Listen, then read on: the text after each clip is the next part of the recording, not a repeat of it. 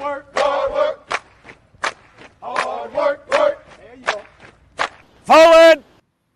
Hard work, hard work, hard work, hard work, hard work, work. There you go. Forward. Hard work, hard work, hard work. Fall in. What's going in? What's going in? What's going on? It's a new year. Let's get it. 2024. Full in effect. You rocking with your favorite vets on the neck. First formation. We in here. Plenty of talk about what's going on this morning. Cornelius, how you doing, brother? How you feeling? Champion. All right. Happy New Year. Oh man. Would have been doing better if the Longhorns would have won last night, but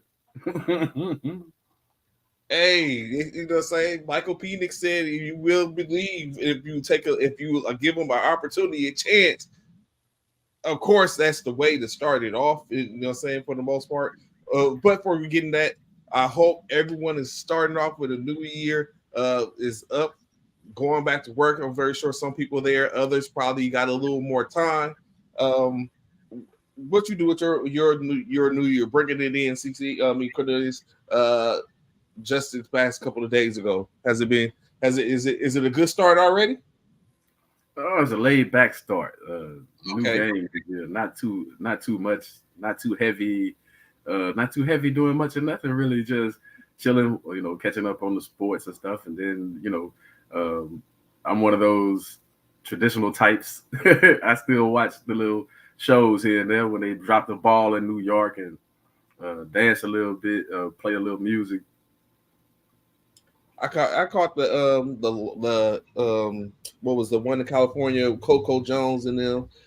So I did catch one ball drop for the most part. So I mean it's always like you said, traditional to just doing that stuff that we grew up on doing, and appreciate watching the ball from the back window. I guess they was letting off of somewhere in San Antonio, or you can see all the fireworks in the distance. So kind of like observe that. So definitely wasn't a bad night. So getting into it, like you just said, Texas fell apart, didn't get it taken care of. Unfortunate situations, but of course, and then the fall of Alabama. So first and foremost, I had as the intro was playing, I was thinking to myself, why is it Alabama is so disgusted, or revered and not revered. Why is it Alabama is hated? Let's put it at that point. Why is Alabama hated so much? Why is it when teams show a certain amount of prosperity and can be dominant for a certain time, they are disliked? Alabama, the Cowboys, I guess you could say the 49ers, the Lakers, Boston. Like, why is that? Why do you think for Alabama particularly? Is it Nick Saban? Is it the school, or is it Nick Saban? It's the school. It's Alabama. It's the program. Nick Saban went there and built a winning program, and he did it in a time where you got to think. He did it in a time where they weren't supposed to be, quote unquote, paying players, or players supposed to be making money. And he was dominant with most of the talent. I don't know how he was able to get most of the talent like that.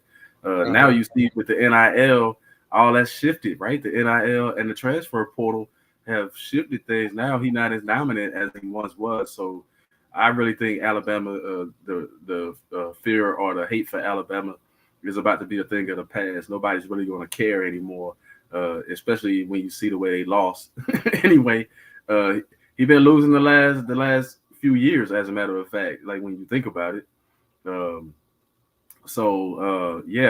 It's just, but for everybody know what it's about, man. It's just about, hey, he was able to stack the deck some way, somehow.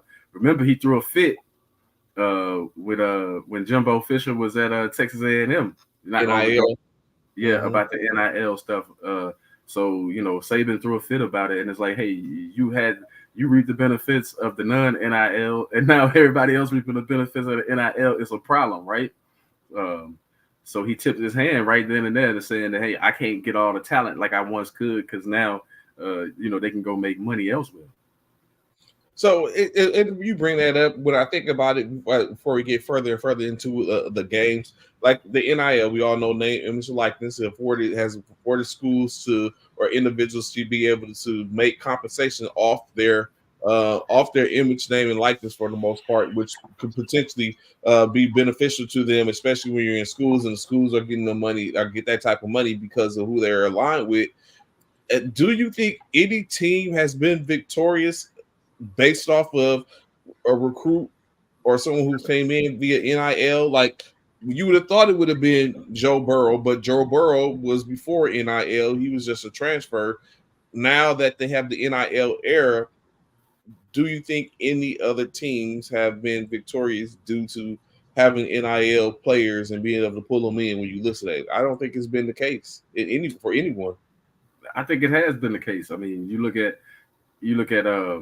not to take nothing away from Georgia, but as soon as the NIL was in, they're a hot team. Okay. How do you explain that? They was getting beat every time by Alabama, right? Like, you wait for that game, and then Alabama was gonna beat them, right? But was that NIL or the portal? I think it's a combination of both. I mean, because now you can get portal is lit. Because now you can get in the portal, and now it becomes a cash game, right? Like, for some of them where you can make the most money. But I think a lot of these schools that we seeing benefited. I know Texas definitely has. Like, Texas ain't been to the CFP, and you know what I mean? Like, last national championship was what, 2010, 2009, 2010, somewhere in there. Like, haven't really been relevant. So you can see the difference now. And you see it with all the schools pretty much. Like look at Michigan. like Michigan had some of those players, but when you look at Michigan in totality, they weren't very good under Harbaugh, but all of a sudden they this good. You know what I mean? The NIL is there, so now they definitely this good. So I attribute a lot of it to the transfer portal, but then you got to get an NIL. You can't say that. I mean, look at Florida State. Where did they, where they've been hiding and stuff like that. Like, all these different teams that just pop up, all of a sudden they strong now, and it look like a lot of them going to be strong for years to come.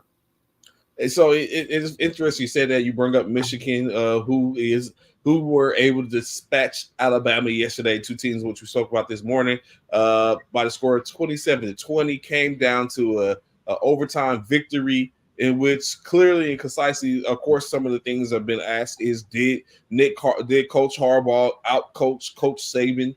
Coach Saban admitted to during his post interview that they basically shot themselves in the foot. But of course, for me, I don't hear, oh yeah, it was better on the other side of the ball. When you say we shot ourselves in the foot, that almost sounds like you're basically saying if it wasn't for our miscues in what we did, we would have been victorious. They couldn't compete with us. Looking at the game, is that what you seen, or did you just see that Michigan was just a better team overall? No, he was absolutely right. You take away some of the mistakes that they made. You take away some of the like if they would have executed better, then I don't even think it makes it to overtime. But that's what shows what Michigan is. You got to give Michigan credit, man. I've been dogging Michigan all year because because of the cheating or whatever. But man, hey, the young players can play. They got some ballers on their team, and they showed how. For me, Michigan showed how tough they was, even though because Alabama could have ran away with that game. Michigan could have never run away with the game the other way though. Of course, you sit up and speaking on Michigan. First got hit with the situation with the sign stealing. No, first it was the recruiting, then it was the sign stealing. A lot of times in which Harbaugh spent time away from the organization due to those allegations. Basically, when you take in consideration, he as the head coach was gone for 5 or 6 games, almost half the season, with as they sit up and were atoning for those situations. But yet here Michigan is still an undefeated team, sitting at 14-0 currently, and getting ready to go into a national championship against Washington, University of Washington, who we're going to speak on about next in a little bit. Doing it all, Blake Corum, a couple just removed from being a Heisman hopeful himself, 19 carries, 83 yards, 1 touchdown. The heart of the team for the most part. JJ McCarthy, a transfer. We was just talking about transfers. A transfer in the portal. Now he's going to be a national CFP quarterback. 17 for 27, 221 yards, 3 touchdowns. Jalen Milroe, everyone talks about his ability. He's a big guy, ability to rush. Didn't look too well, handling the ball here and there, the miscues. He was 16 for 23, 116 yards. That don't sound too well. So a lot of went on in that game, in which now Michigan is going to be a representative, one of 2 teams when it comes down to the Michigan-Alabama game. As you just said it yourself, you believe that Alabama would have walked away with that game had it not been for the miscues. But of course, Michigan didn't. Harbaugh is victorious, glorious, as he stated. And now we go on next to the next game, of course, that being the Pac-12 first. I mean, not their first. It's been a while since we had a Pac-12 team in the championship game. Of course, I would have liked it to be USC. That's not the case. We get the purple and gold. UW, University of Washington, faced off against the Texas Longhorns, hook 'em horns, as Steve Sarkisian said in his interview yesterday. What do you think about this game? Texas just came up short as far as you had a chance to win it in the end. You would have liked to have a little bit more time, but you had enough time to win it in the end, and you didn't get it done. Disappointing for me for the Texans, for the Longhorns. You did all the hype about belonging in the tournament. I'm not saying you didn't play bad, but you didn't play. You didn't do what was expected of you. Like, you came up short. But you got to give credit. You got to give credit to the other side, the Huskies. And I told you that Michael Penix Jr. was going to be one of the. He's going to be one of the better players. He's going to be one of the better players coming out of college. Hopefully he enters a draft, man, because he get in the draft. Yeah, he has to. He's a senior. He has to. When he get in the draft, he gonna go real high on the board. What's good? What's going on, TT? Happy New Year. I hope everything's going well for you, sis. What's good with it? Glad to have information this morning, early in the morning. So, like you said, Michael Penix went through a lot. Injury after injury after injury. Another transfer portal. One of those we speak about. Going through the transfer portal, being able to be here at this moment has allowed him this as other quarterbacks as well. The Cam Wards and stuff like that, who went through some stuff. Now he's was going to go to Florida State. Now he's going ahead and go into the NFL. Another quarterback added to that mix. But in this game, Quentin Ewers from the University of Texas, 24 for 43, 318 on passing, 1 touchdown. Michael Penix, as we already mentioned, 29 of 38, 430 yards, 2 touchdowns. Now, what we got to take into consideration, right? Michael Penix was the runner-up for the Heisman. Like, we got to take into consideration this guy was, and now we have the runner-up or a Heisman hopeful facing off against a 2 years removed or last year's Heisman hopeful. This might be a pretty good game. In this game, like you just said, University of Texas was there, had an opportunity in the last part of the game. Errant throw knocked away. Maybe it'll be silly to ask, but do you think Texas actually had this game, or do you think Washington was in control the whole time? I think it was a close game until Washington went up by 2 touchdowns, and then it was like they're trying to come back. Texas trying to come back. It's just like I said, they didn't have enough time going down the stretch. Sometimes when you watch games, you gotta wonder why the defense couldn't make a play before. Like, you know what I mean? Like, why, when it's a sense of urgency, your talent starts to show. I think Texas. I think Washington was just a better team, which I was surprised. I thought Texas would have been the better team, but Washington was actually the better team. So now what you have in Washington and Michigan, 2 weeks till national championship. At this point, on paper, who would you be going with? I'm gonna take the Pac-12. I'm gonna take Washington. I'm gonna say Michigan. I'm gonna say Michigan gonna come up short because I think Penix Jr. on a mission. I think it's gonna come down to the quarterbacks. I like Blake Corum running the ball for Michigan, but I think it's gonna come down to the quarterbacks, and I'm going with Penix Jr. I agree with you, but of course, as we get closer, get a little more insight on what's going on. We don't know what can happen between now and then, but right now, of course, as much as it pains me, I'm going with the Pac-12 in their swung saw, the fellow Big Ten partner from the Pac-12 that'll be in the Big Ten next year, University of Washington Huskies, back in that for the most part. So definitely. So one thing before we get away from the college, right? I ask you, did the CFP get it right when you take into consideration? No? You still think no? No. Oh. I think Georgia belonged there. I'm just gonna put that out there. I think Georgia belonged there more so than Alabama. Flat out. I think even though Alabama beat Georgia lost one game in 2-3 years or whatever. Georgia lost one game. I mean, I'm just saying. I think Georgia belonged there, and now you see why they didn't want Georgia. I think from a competitive and business standpoint, this was perfect. But if you really wanted the best team in there, Georgia would have been in there. Florida State, they went undefeated. You can make a case for them, but truth, Georgia belonged. Georgia would have beat Michigan so bad it wouldn't even been close. So they did a good thing by not putting Georgia in there. Like interesting. You went with the idea of Georgia, the one-loss Georgia, who held the number one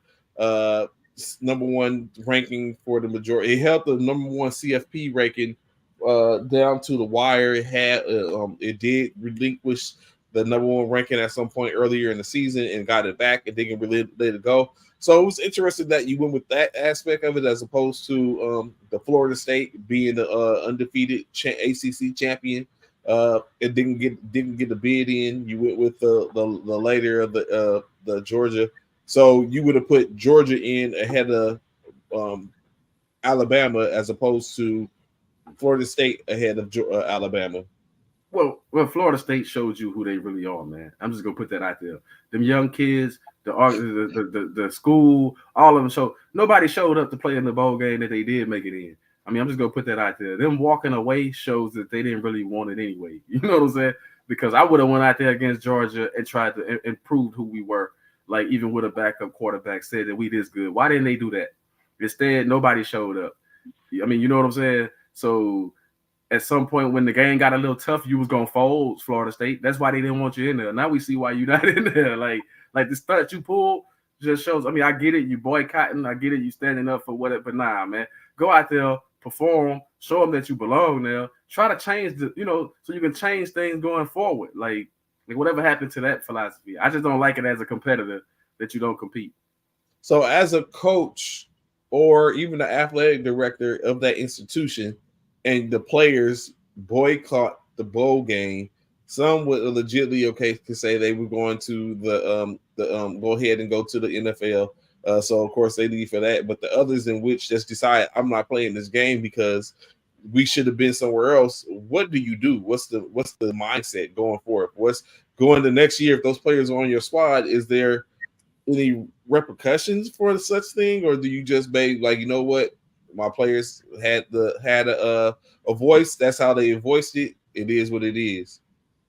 Well, you got to get past it. I think they suing. I think them suing and all the stuff that they doing on the side.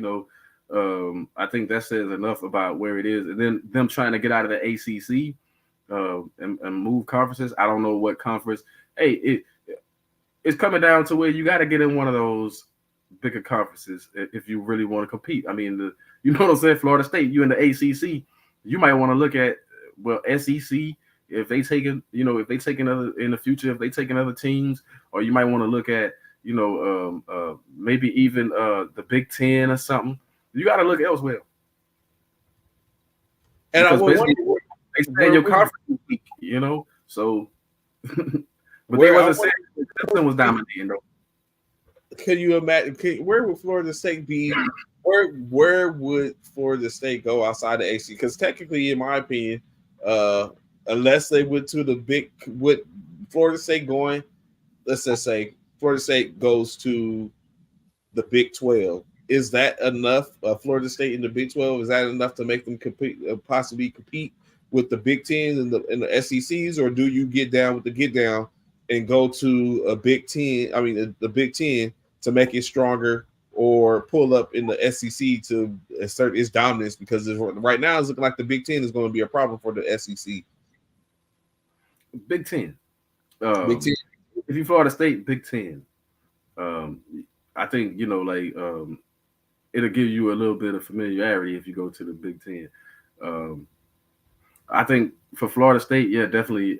If you can get in the Big 10, like SEC, I don't think you really want to go there because your interstate rival is there already, right? Florida is there already, stuff like that. So keep that interesting.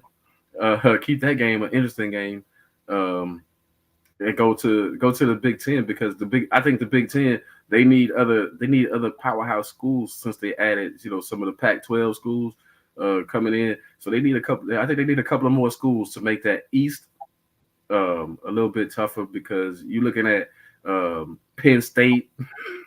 I mean, like they're not really that tough when you really look at it. Like they always higher ranked than they really are. I think if you moved over there, then you'll be right with the Ohio States and the Michigans and stuff like that. Like just add another team, with the USC and stuff, man.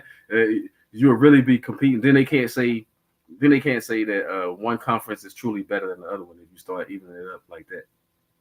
And it was interesting enough. Currently, what we basically have in the national championship is two Big Ten teams. Like after that game, basically, Washington goes from being a Pac-12 team to a Big Ten team. Michigan's already a Big Ten team. So I wonder, is this something we have to come, or is it a precursor to what is going to be a competition in the Big Ten? Like it starts off the new year starts off with them two different conferences, and we'll go into them being in the same conference and after the season ends. So this is going to be wild. You can see what it is.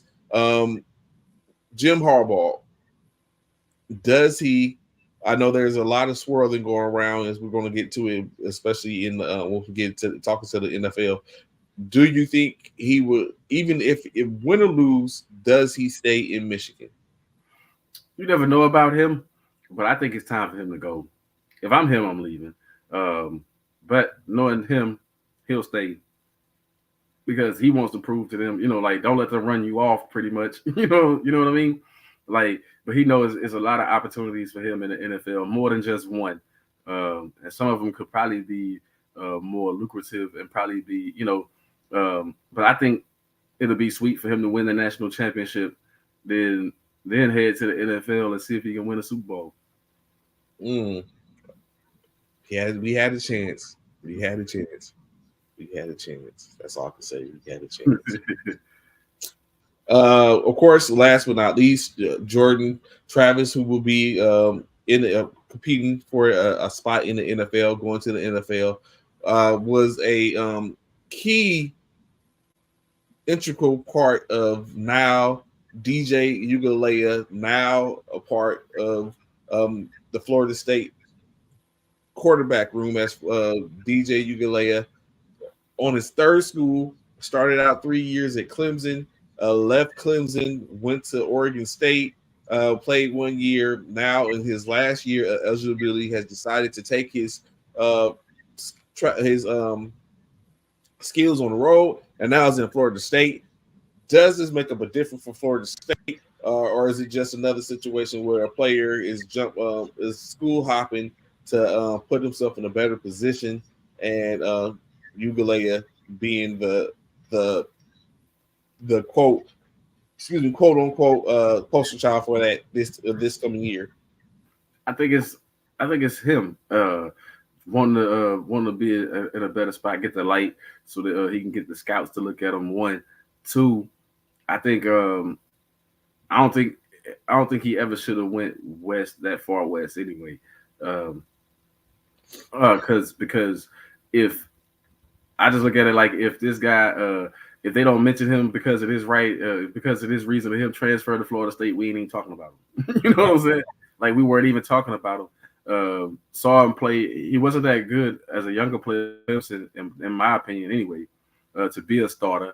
So you earn the right to start elsewhere, and now you're gonna take it to Florida State. So maybe in your last year, with your time and experience, you'll be one of the top tier quarterbacks.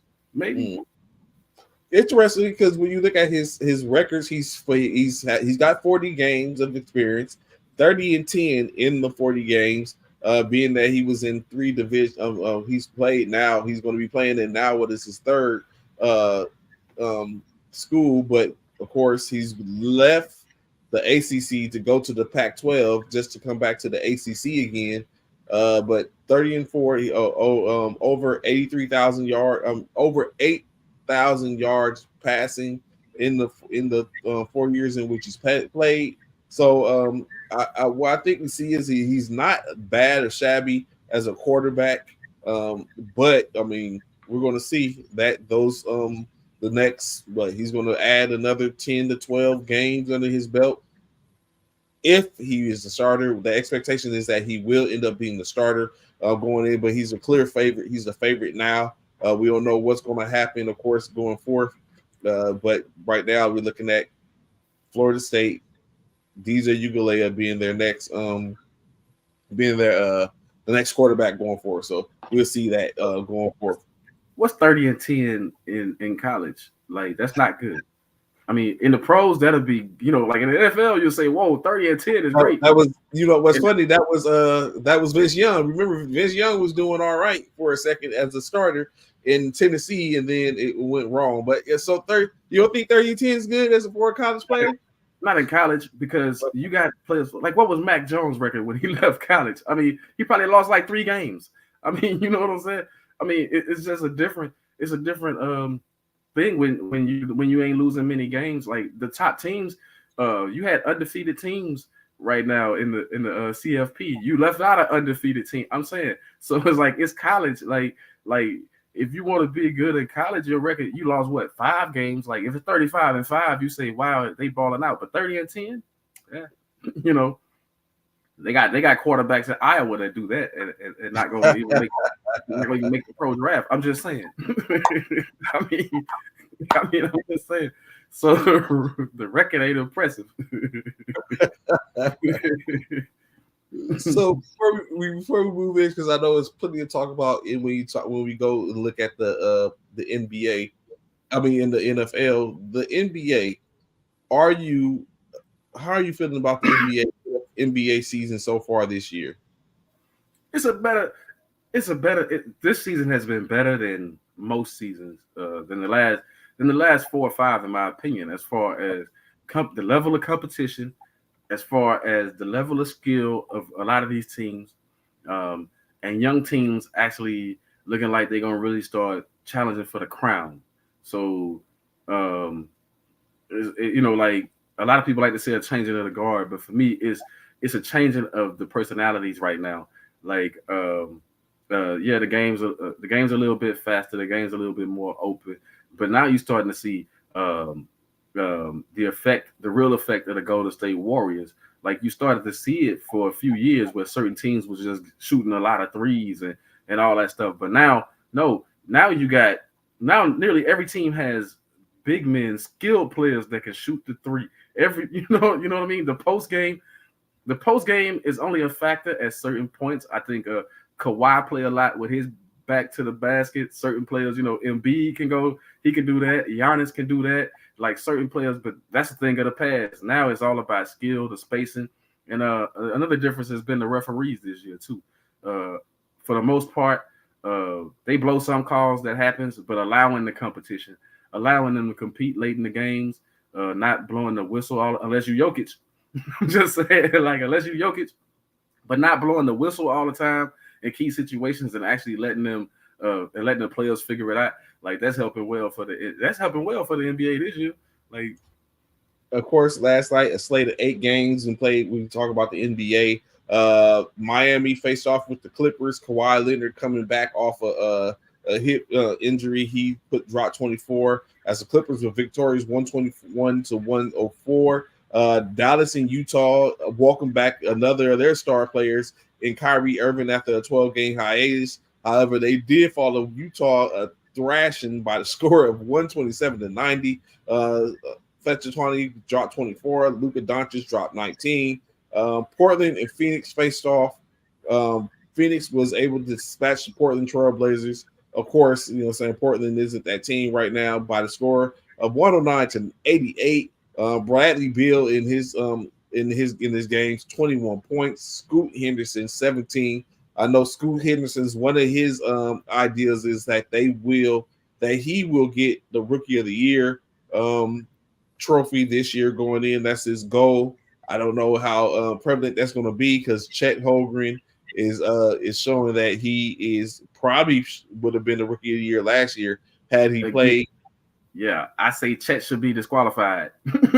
He should not be considered a rookie. He ain't play a game. But you've been in the league. And you've been around the league. You've been in the huddles. You're not a rookie. Okay, I get it. I know we talked about that before. Other games, of course, Charlotte faced off against the Denver Nuggets, and Denver was victorious 111-93. Jamal Murray dropped 25 points. Miles Bridges contributed his own 26 points for the Charlotte Hornets. The Indiana Pacers and Milwaukee Bucks, a tight game, a 9-point win for the Pacers, 122-113.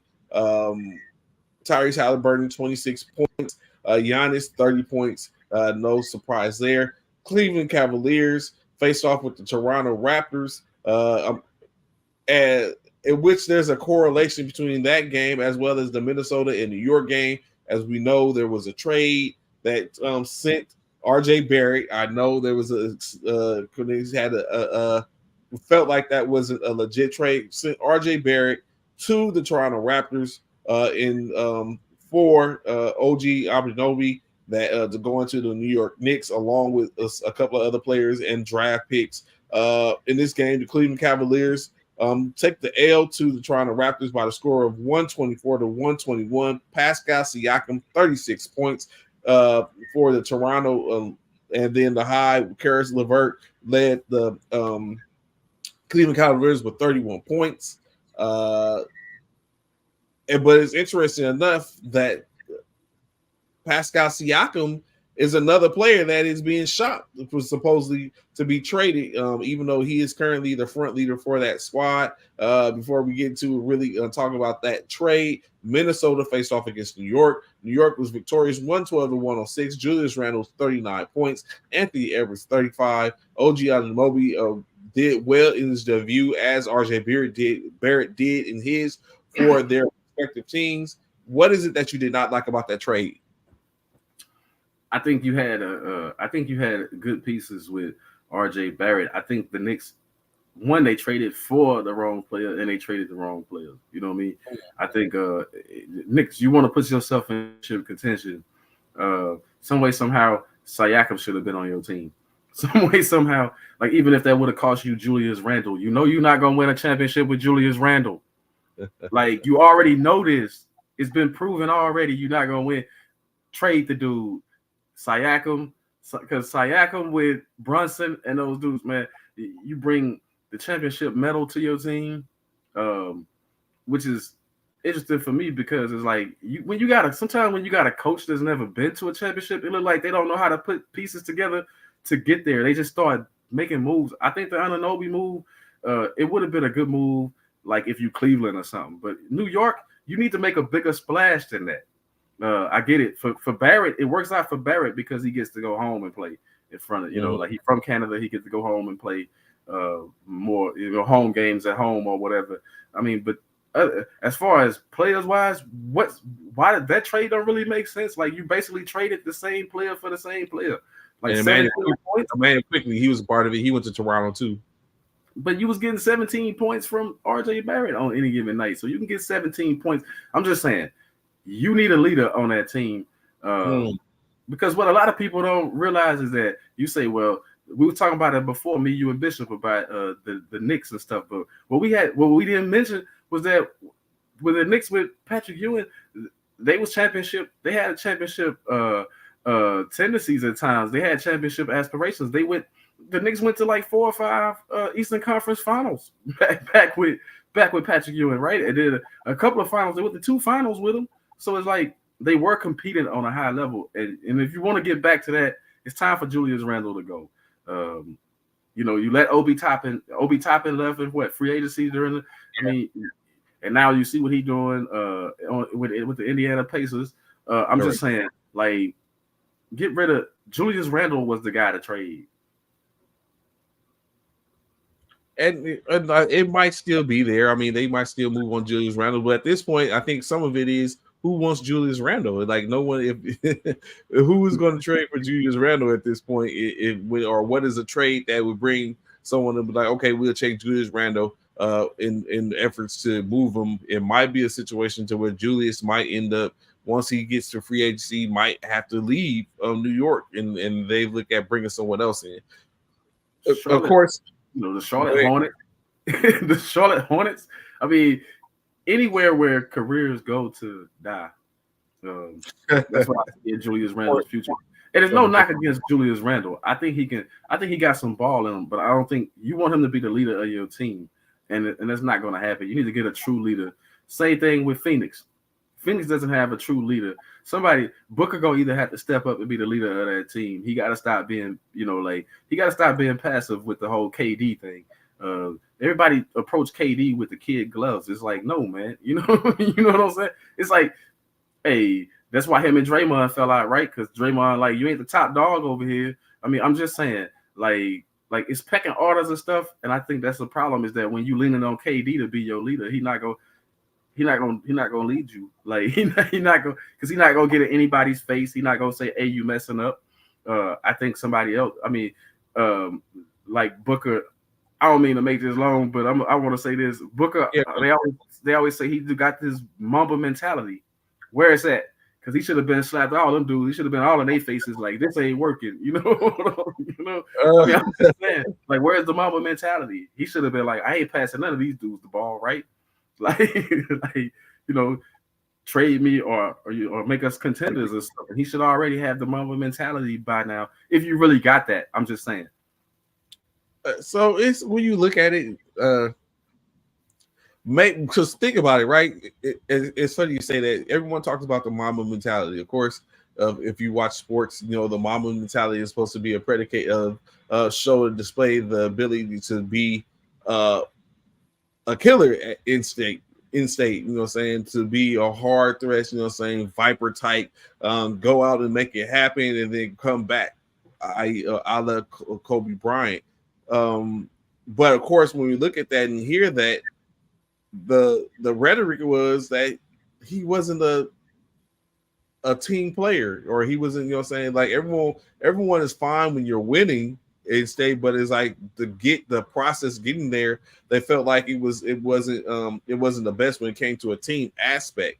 So maybe that's what we see it with Booker, is that the mentality is he's going to go out and get it, and he's going to try to make it do by any means. But when it comes down to his teammates and everyone else, that's not the case. He's not going to sit up and go in and do that because he wants to keep some type of chemistry in his locker room where he's not offending anyone or putting them off, or not inclusive to them. I think that's just what it is. For any players, except for Giannis.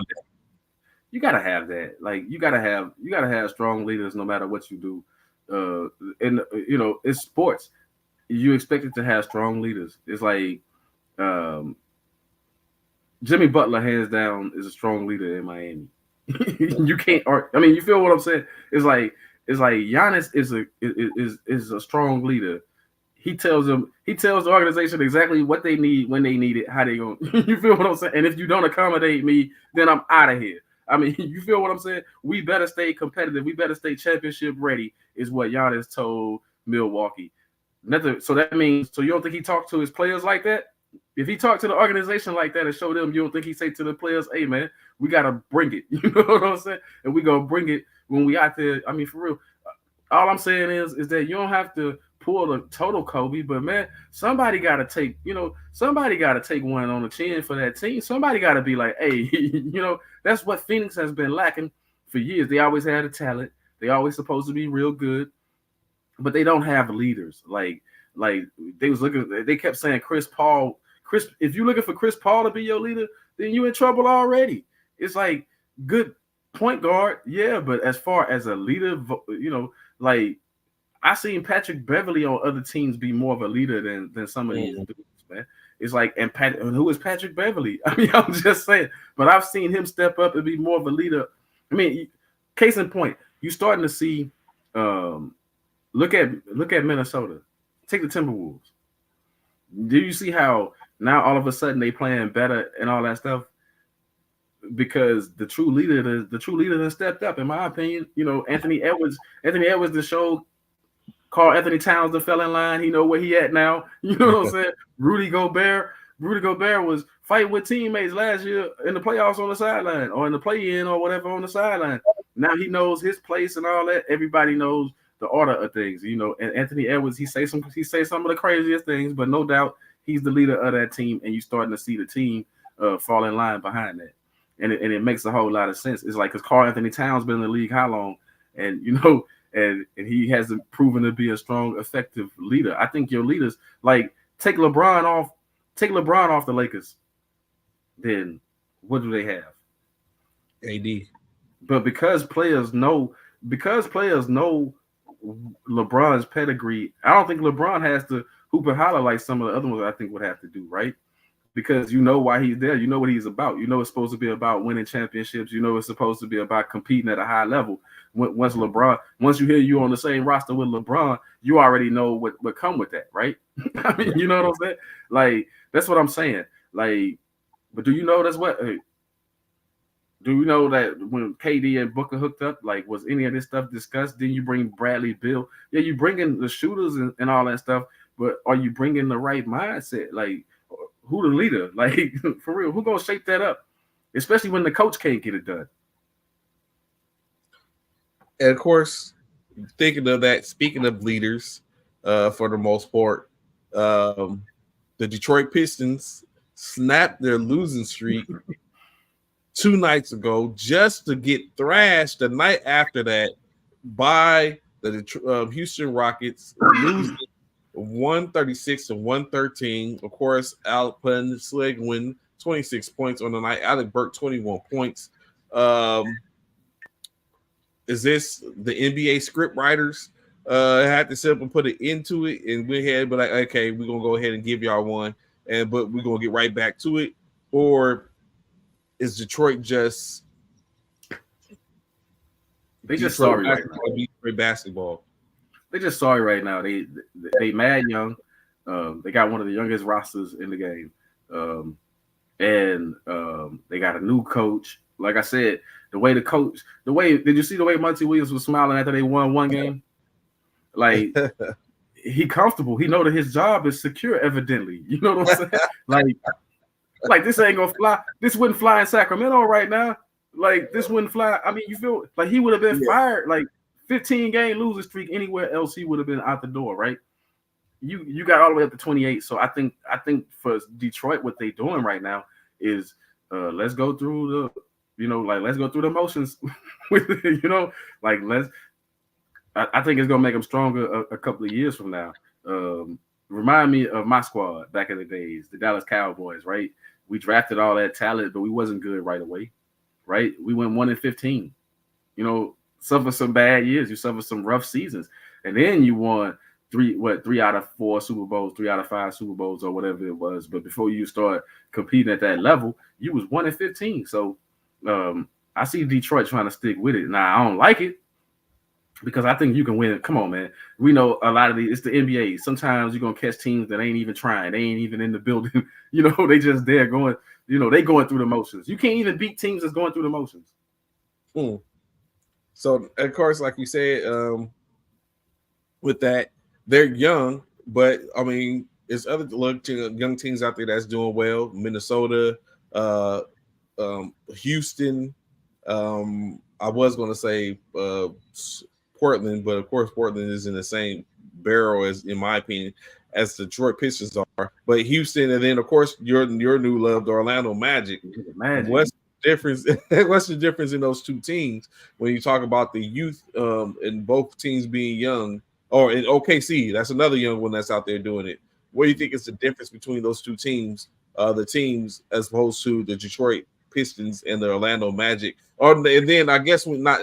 So correction, I say 6 young teams. You have the OKC Thunder, the Orlando Magic, and the Houston Rockets that are doing exceptionally well as young squads. Then you have the other side of the spectrum being the Detroit Pistons, the Portland Trailblazers, and now a new team is added to the equation, in my opinion, who's currently on an 11-game losing streak, and that being the Charlotte Hornets. What is the difference in those squads? It's the organization makeup, right? The organizational makeups, right? Like right now, Charlotte, for instance, they've never had a coach. Even when Jordan owned the team, I was like, why Mike never go get a coach? All the friends that he gotta have. Why was Mark Jackson never a coach there? Why was somebody that could come in and coach like it's just gonna get any coach? So that's how you know it's the organization higher up with some of the teams. Like Houston wants to compete. When they got Udoka, they were saying we want you to come here and do what you did to the Celtics, right? In 1 year. We might not make it to a championship, but we want to compete. Like they want to compete right away. OKC, you got to remember they went through some dark days to get where they are right now. They wasn't all the way at the bottom, like but they were still low enough to get like Chet Holmgren. You know what I'm saying? So you got to think about and then they made smart moves. They saw something in Gilgeous-Alexander that the Clippers didn't see. You know what I'm saying? Like, you think it was a smart move, or you think the Clippers just made a bonehead move and thought that SGA was not going to be who he is now? I think the Clippers gave in to the demands of Kawhi. If they wanted Kawhi there, they wanted a champion in the building, and he said that this is what comes with me. So they had to try to make a move for Paul George, and it ended up, to me, not saying that Paul George. I'm just saying I would have kept the younger guy because the younger guy is killing it right now. But the other squad, like when you look at Detroit, Detroit, they normally play for championships or normally contenders. So it's weird to see Detroit this low. They going through a real struggle right now. I think it was a bad move to bring in Monty Williams. I think you could have done better. I think you could have done better with the coaches, even if you would have had to go to college and get a coach or something for the young minds in there. Monty Williams just came off one of his worst coaching jobs, in my opinion. Even though he made the playoffs, they got fired.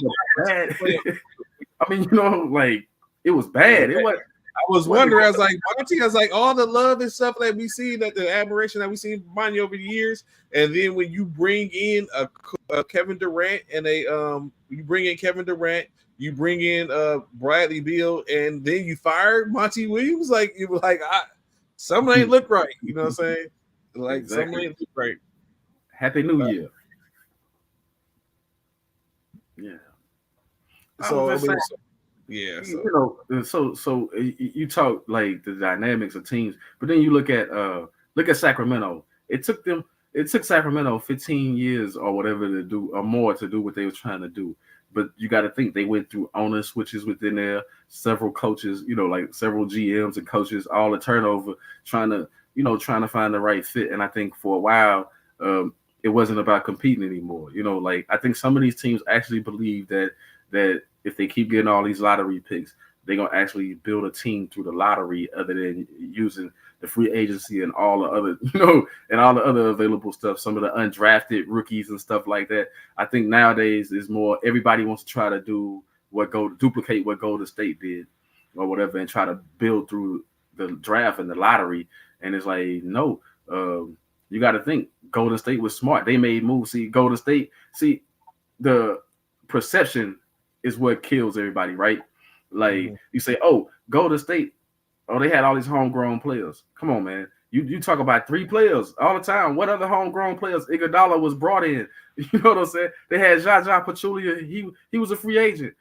Like you take now, they had Wiggins, free agent. You feel what I'm saying? Like a lot of these players were not homegrown. Gary Payton II, free agents, man. They get, so they use a combination of homegrown, and then they brought in players. You know what I'm saying? They brought in players to compete. I think other teams need to start looking at that and get away from this whole thing about, oh, it was homegrown, because it wasn't. They brought KD in. KD was like the biggest free agent on the market when they brought him in. I'm just saying they bring in players all the time, but nobody's looking at that aspect. They're only looking at, oh, they had Steph, Clay, and Draymond. So now looking at it before we transition, the Eastern leading Boston Celtics sit atop the NBA hierarchy as the number 1 team in the East, as well as the number 1 team overall in the NBA. Then you have the Milwaukee Bucks as the 2 seed right now, Philadelphia as the 3, or Orlando Magic as 4, as we just mentioned them earlier. Young team currently sitting at number 4. Miami Heat at 5, 6. The Indiana Pacers right now. The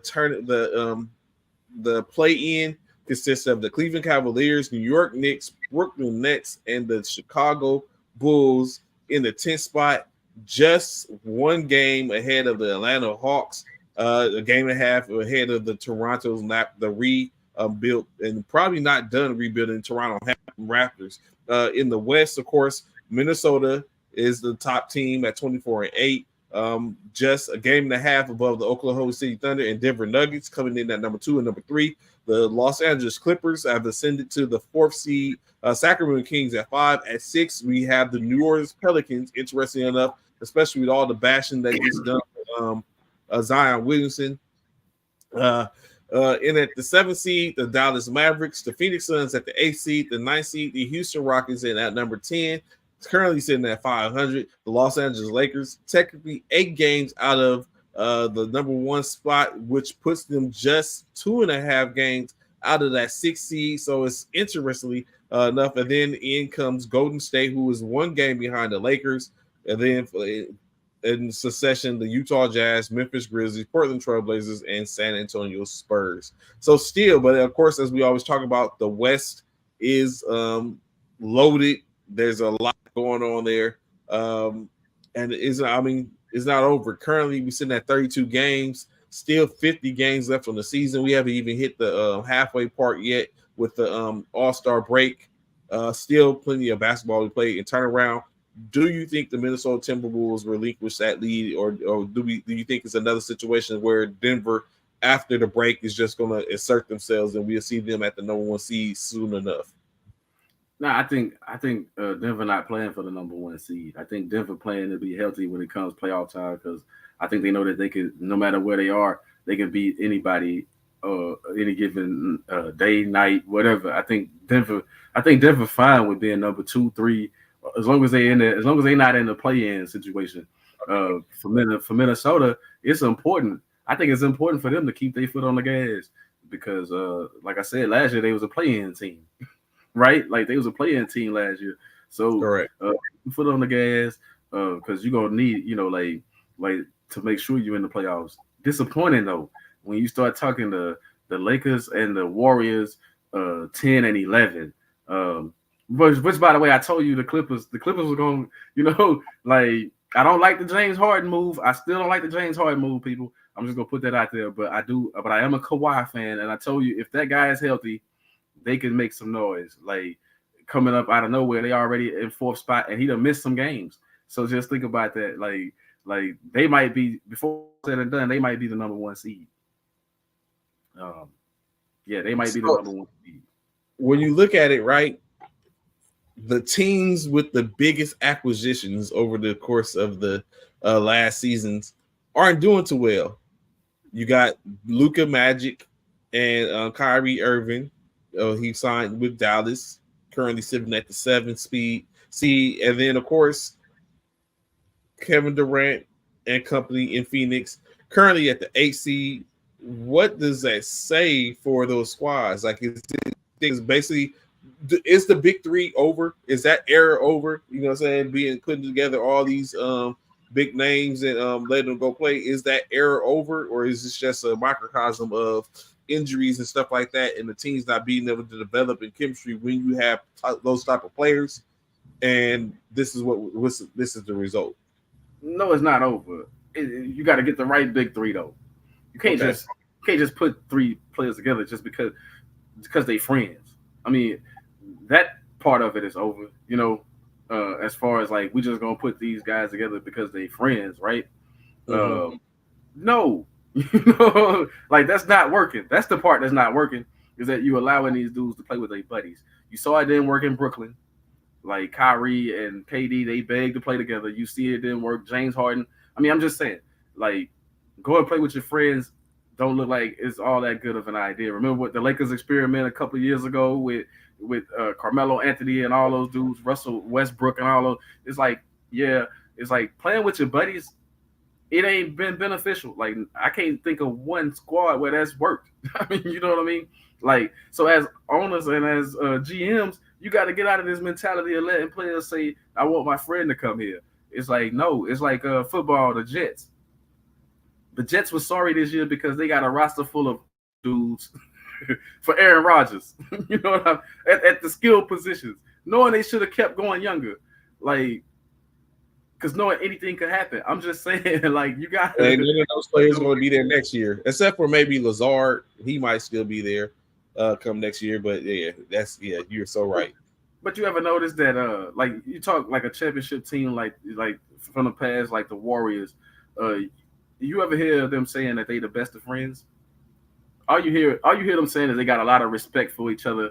They respect each other's work ethic, things like that. You don't never hear them saying, "Oh, we partying together all the time. We doing this." I mean, you feel what I'm saying? You don't never hear that. All you hear about is all the respect they got for each other's ability and work and the work that they put in on the court. You never hear. I mean, same thing with Boston, right? Like, you don't hear about Tatum and Brown being the best of friends.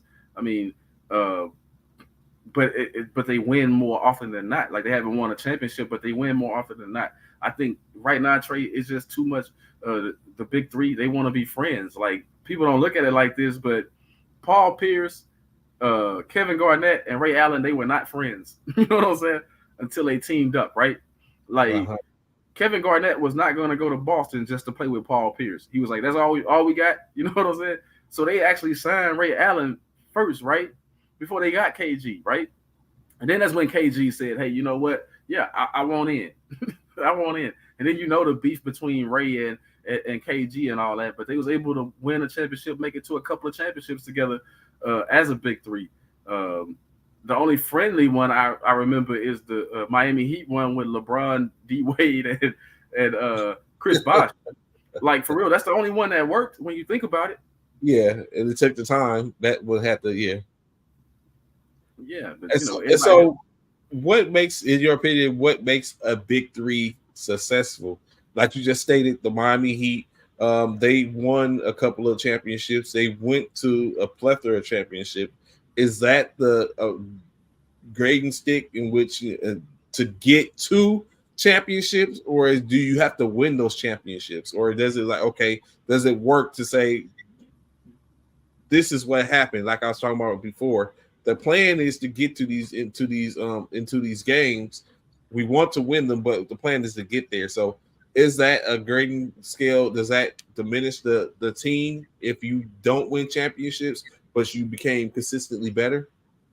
No, it's different for me. It's different for different teams, right? But at the same time, but the measurement of a big three overall should be championships, right? Like when you put these squads together, it's mostly championship or bust. So just making it there, you did your job, right? But winning it is the ultimate. That's the ultimate goal, to win it, right? To hoist the trophy, to say that we did it. So it's like yeah, but I think like I think like the Miami Heat won. I felt like they could have won more championships. I mean, I'm sorry. I think they let some championships slip through their fingers.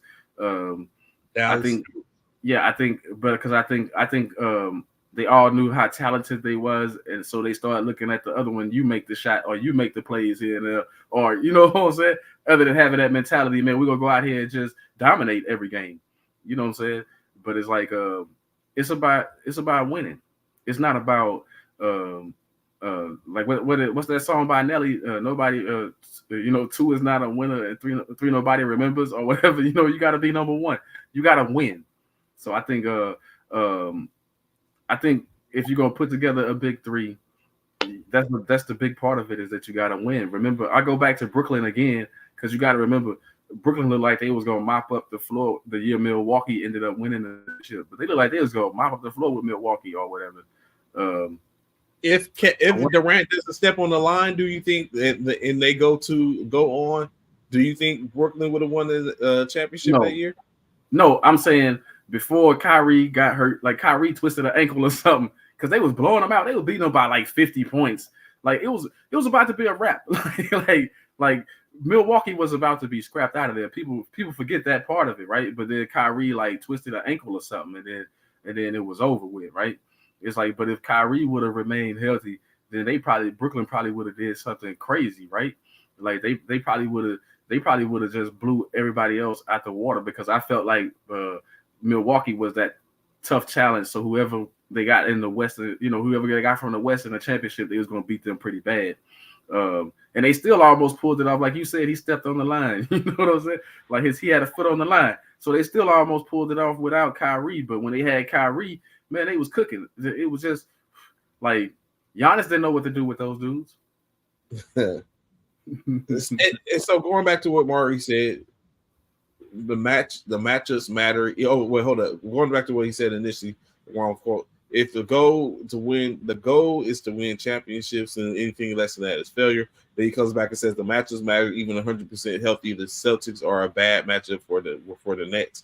So, in looking at this, right, going back to, like you said, the big three, understand that, of course, the reason they put teams together like that is to better their chances of being victorious and winning.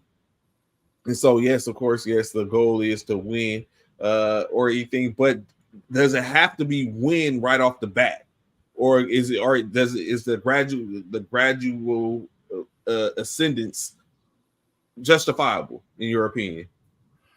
The window will close on you. You only get older. You only get older in life. You don't get younger. So you got to capitalize on opportunities when they're there.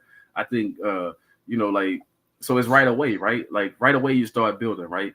It's like when Shaq went to the Miami Heat. That first year they went to the Eastern Conference Finals, I think, and they lost or whatever. Or was it the semifinals? But either way, they lost and they fired Van Gundy. Pat Riley came down to coach the squad the next year and they won the whole thing.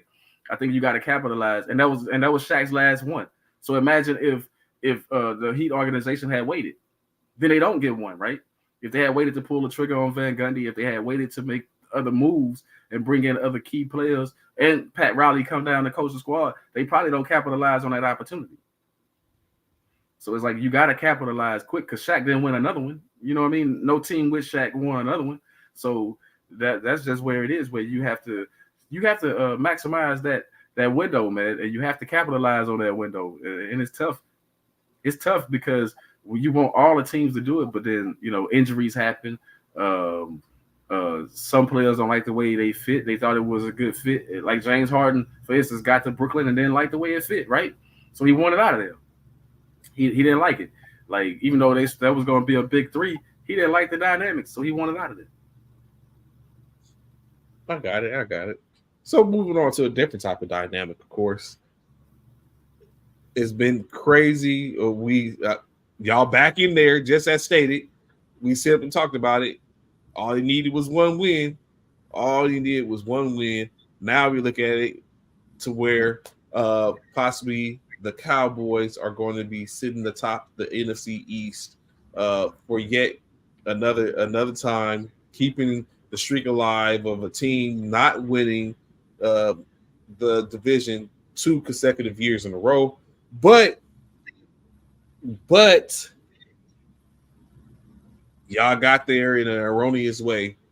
Do you not believe that was a bogus play, and that the lineman did come in and report as an eligible receiver? I think he reported. I mean, you can see all the footage. He went straight up to the referee. But if you saw, but what nobody mentions is that the referee was running away from him. Like it's like the ref didn't even stay to hear them out, right? He just started moving. So it's like maybe he only heard 70 because he was busy moving. I mean, you know, I take that into consideration. But the truth of the matter is, the Lions. I mean, it still was a messed up play. It's still like, but they missed the earlier penalty. That's how jacked up the refs are. They call this a penalty, the ineligible touching or whatever, the illegal touching. But the penalty was really because the formation. It was really illegal formation anyway.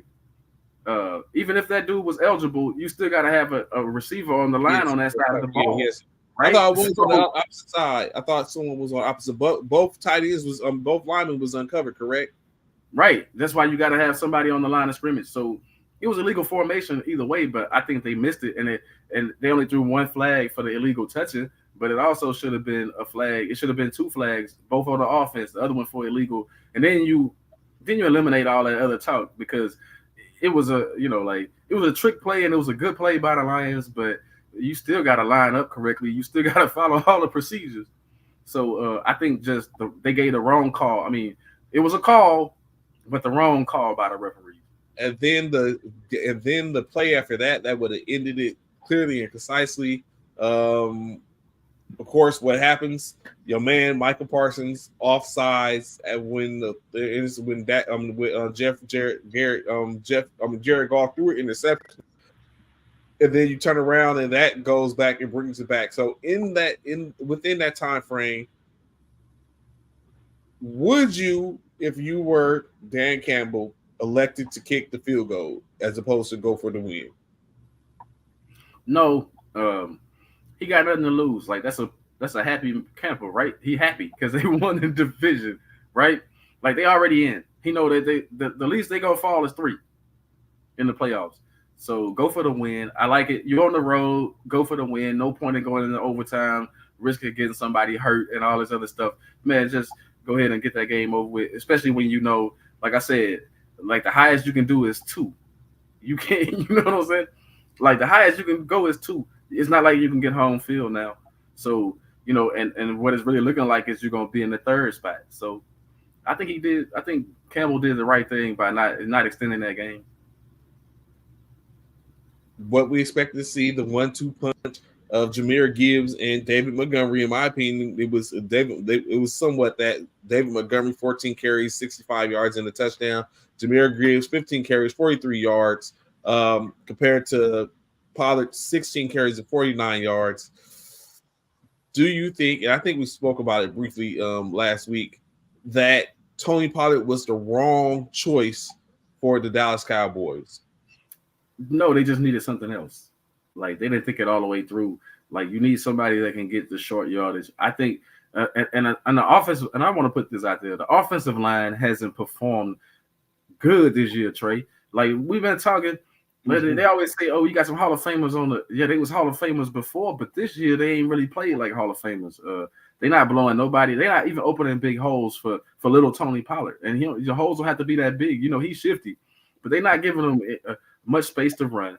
You've been shuffling the offensive line. I get you had some injuries and stuff, but for us, yeah, it's like we didn't get a back. I thought when we had a chance to try to maybe get Derrick Henry, we probably should have did that. So, of course, from a receiving standpoint, the Detroit Lions led with had Amon-Ra St. Patrick 90 yards for 1 touchdown. Sam Laporte to 7 receptions for 84 yards, and Jameson Williams 2 for 69. Of course, one of them being scorched your man Bland for a 63-yard reception. Fell a little bit short on the opposite side of the spectrum. Brandon Cooks was 5 for 60 with a touchdown. Jake Ferguson led four receptions for 33 yards. Excuse me. But of course, CeeDee Lamb, 13 out of 17 targets, 227 yards and a touchdown. Of course, just like I spoke about Jameson, you might have to take in consideration. CeeDee Lamb had one reception for 92 yards, which was almost half of his total. But in state, is CeeDee Lamb that dude in Dallas, in your opinion? Yeah, but you got to say, man, Lions, what kind of defense y'all running? Y'all let this man, he was targeted 17 times. So at what point did you decide like to take him away? I think if you take him away, it's a whole different look. It's like I like the fact that we got to win, but sometimes I'm not impressed with the way we win, right? It's like I think it was too much CeeDee Lamb, and regular season you can do that. In the playoffs, you ain't gonna be able to do that, like force the ball. At least I hope not. Like unless you're just playing against somebody that say, hey, we're gonna let one guy do all the catching and shut everybody else down. That could be a strategy. But I don't know, like Lions, do something about CeeDee Lamb. Like stop letting him catch the ball. Like, for real. You know, you saw the Miami game, right? You know, Miami getting thrashed by Baltimore. I know we're going to get there at some point, but I just want to say, like, when you compare those two games, you see the difference. Whereas Baltimore had Tyreek Hill rattled. Clearly, he dropping wide open touchdown passes because he was looking for the hit. You know, he's looking for the bump. Like, where's the bump coming? So he fumbling the ball because he worried about, even if I'm in the end zone, I'm worried about getting hit, you know? So it's like, I think a little bit of that going to have to come into play. I think the Lions never challenged CeeDee Lamb in that respect. Of course, just on cue, 56-19, a thrashing by the Baltimore Ravens as they secure their number one seed in their division with their victory. Lamar Jackson, 18 for 21, 321 yards, 5 touchdowns, just 1 sack on the night. Tua Tagovailoa was 22 for 38, 237, 2 touchdowns, 2 interceptions, 3 sacks for Celeste, minus 16 yards. Is Baltimore, in your opinion, is Baltimore the squad to be beaten in the NFL, not just the AFC, in the NFL? Or was this fool's gold? They caught Miami at a wrong time, taking consideration Mostert didn't play. Or is Baltimore is for real? Yeah. They last 2 weeks that showed you that they for real. If nobody can look at Baltimore and say they not for real with what they did to the quote unquote the team that was supposed to be the best team in the NFL, the 49ers, and then what they just did to supposed to be the greatest show you know, on the field, right? Like Miami, did you see what they did to Miami? 56. They put up 56 points to 19. Now, this is the same Miami team that, you know, Miami got to work on their defense. I mean, I'm going to put that out there because this is the second time this year they didn't gave up like a 50-piece almost or whatever, right? They almost gave up a 50-piece to Buffalo earlier in the season. I'm just saying, like, I think they gave up 48 points to Buffalo or something. They got thrashed. Like, Miami, where's your defense? You got to stop the bleeding. But no, Baltimore is for real. And if you don't think Baltimore is for real, then I don't know what you're looking at. Like the eye test, like if you go back and review the film, they playing some good. But for me, it's the defense. The defense is hitting people. They hitting people the legal way. Like if you want to learn how to tackle nowadays and do it legally, watch the Baltimore Ravens. Watch the hustle that they have. Queen. Look, Kyle Hamilton didn't even play. Like the best player in the secondary didn't even play, and they still was able to pretty much limit Miami. I don't know what to say for Miami. Now they're locked in. What was a runaway with them looking like they were going to walk away with the division. Now they don't allow their division mate rival to sit up and creep into it. Of course, the next one in which we talk about, the Buffalo Bills against the Patriots. It was a game in which we discussed, we talked about, and wonder was Patriots going to put up a fight in the aspect of it. It looked like that's exactly what they did. The the Buffalo Bills did walk away with a 27-21 victory, putting them in play for a possibility to compete to be in the playoffs as to be in the playoffs as the division champion. Billy Zappi, 209 yards, 3 interceptions on the evening. Josh Allen, 1 interception, no touchdowns on for them. Do you think the Bills can beat Miami this coming week? Yeah, they beat them once before. I think they are going to beat Miami. To be honest, I think Miami had a chance to blow that division. To blow them out of the water. I mean, we thought Buffalo was dead in the water. I got to give them credit. They fired their offensive coordinator or whatever. They made some moves here and there. But they got Wise, this new guy that's calling the plays, is saying we're gonna run the ball. We're gonna take some of the responsibility away from Josh Allen. We're gonna get it to this Cook guy, and it's been working for him. Like Buffalo look like they right there. I don't think Miami. I think Miami I think they got too excited about just being in that light and being in the playoffs and being a double-digit win team, to be honest, because they're not playing with the same fire that they was playing with one while. Even when they beat Dallas, they didn't look that good, right? Like Miami just had to look good in the last few weeks that they played. So, of course, bringing in the next one, you just talked about a team that you got to tip your cap off to. I'm not going to say if you have to tip their cap off to necessarily, but they're in the fight now. And you're going to say, although they need a little help, the Pittsburgh Steelers. I know you feel a certain type of way about the Steelers, but yet here we are again, 17 consecutive seasons, and Mike Tomlin can say, I have not had a losing season in 17 years.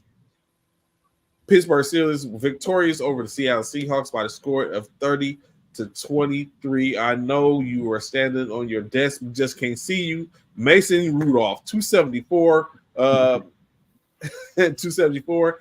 Outdueled Geno Smith, 290 and a touchdown. Najee Harris toted the rock 27 times for 2 touchdowns and 122 yards. Rushing, Kenneth Walker III, 53 yards rushing with 1 touchdown. DK Metcalf, 4 receptions for 106 yards on 8 targets. George Pickens, 7 for 131 on 9 targets. Deontay Johnson got back in. He had a couple of receptions. Looking at this, do you think, I know, of course, Donovan thinks because that's his team, does the Pittsburgh Steelers get into the playoffs?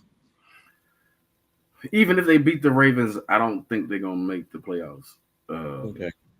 Because I think how the scenario goes is they gotta hope Jacksonville lose. Yeah, they gotta hope Jacksonville lose, and Jacksonville playing against the Titans. I don't know how much fight the Titans got left in them, unless it's division rivalry, so anything can happen. But you still got Houston and Indianapolis ahead of you. So I think somebody gonna get eliminated. The only way it's gonna happen is if Jacksonville lose for them. And I think Jacksonville, even without Trevor Lawrence, even if Trevor Lawrence don't play, I think they got a chance to beat Will Levis and the Titans. And I agree with my man over here, Don, where he say the Ravens lose to the Steelers. I can see that happening because the Ravens, they already locked into the division. Lamar Jackson don't even need to play. Like, they starters don't even need to play in that game. You already locked up the division. You already locked up number 1 seed. There's no reason for you to go out there unless you just get in a little practice, unless you play like the first half or something. But I don't think the Ravens really care that much, even though they still owe them a butt whooping because they lost earlier to the Steelers in the season when it counted. But I don't think the Ravens really care at this point. So, yeah, I can see that happening. But Coach of the Year, I don't see that happening. I don't see Tom being Coach of the Year. That's straight fan action. That's just fan action. Stefanski with 11. Cleveland Browns got 11 wins. I think that's your Coach of the Year right there. Like, he did it. Yeah, with all those different quarterbacks. Yeah, like, because nobody expected Cleveland to get 11 wins, even with Deshaun Watson. And then on top of that, look, they got probably the best defense in the game, or the second best defense, because the Ravens actually got the best defense in my opinion. But they got the second best defense in the game, and like I said, they got 11 wins already. Like I think it goes to Stefanski this year, the coach of the year. So, like you just said, of course, the aforementioned Jaguars, Jacksonville Jaguars, were able to dispatch the Carolina Panthers, of course, by the score of 26-0. Maybe not too big. That's interesting. CJ Beathard led the charge, putting them in position. Travis Etienne 100 yards rushing, 2 touchdowns, put it over the top. Defense played a big thing. 6 sacks for Bryce Young, 112 yards passing with 1 interception. He did take a hit that knocked him off the games briefly. Adam Thielen, the leading receiver, 38 yards receiving. Can the Carolina Panthers be a better representation next year? Let's not even talk about this year. Jaguars, we know they need to get the big, and they can shoe themselves in. If they lose, they need help, potentially not getting in. But when you look at the Carolina Panthers, can they be a better squad next year, in your opinion? They need 2 things in my mind, in order to compete. They need better talent at the skill positions. Running back, wide receiver, tight ends. You need all that. I don't know. You can't get it all, so you got to pick your poison there. And you need a better offensive line. He already a small dude. They already was saying he frail, and now he just taking hit after hit after hit out there. You got to put a better offensive line. So I think you start with the offensive line, though. You get you some pieces because it's the NFL. Receivers can get open on any given play. A lot of different dynamics can help you. Route running and stuff can help you in that respect. But if you can't stay on your feet, if you dodge a heat the whole game, it's gonna be hard to make plays. So get an offensive line. Offensive line will make them competitive quick. It seems to be the rhetoric for everybody. Just about offensive lines can change the your whole trajectory of your team. Next up, the Houston Texans end up getting the victory, 26-3. No different usually for the most part from the Carolina and Jaguars game. Texans keeping pace, currently 9-7. Do the Texans get to double-digit wins in your opinion? They got a good chance, but they going up against Indy, right? It's them and Indy. Both of them sitting at 9-7. One of them gonna make the playoffs. The other one probably not. You know what I mean? Like, so that's pretty good. Both of them might make the playoffs, depending on what happened with Jacksonville, right?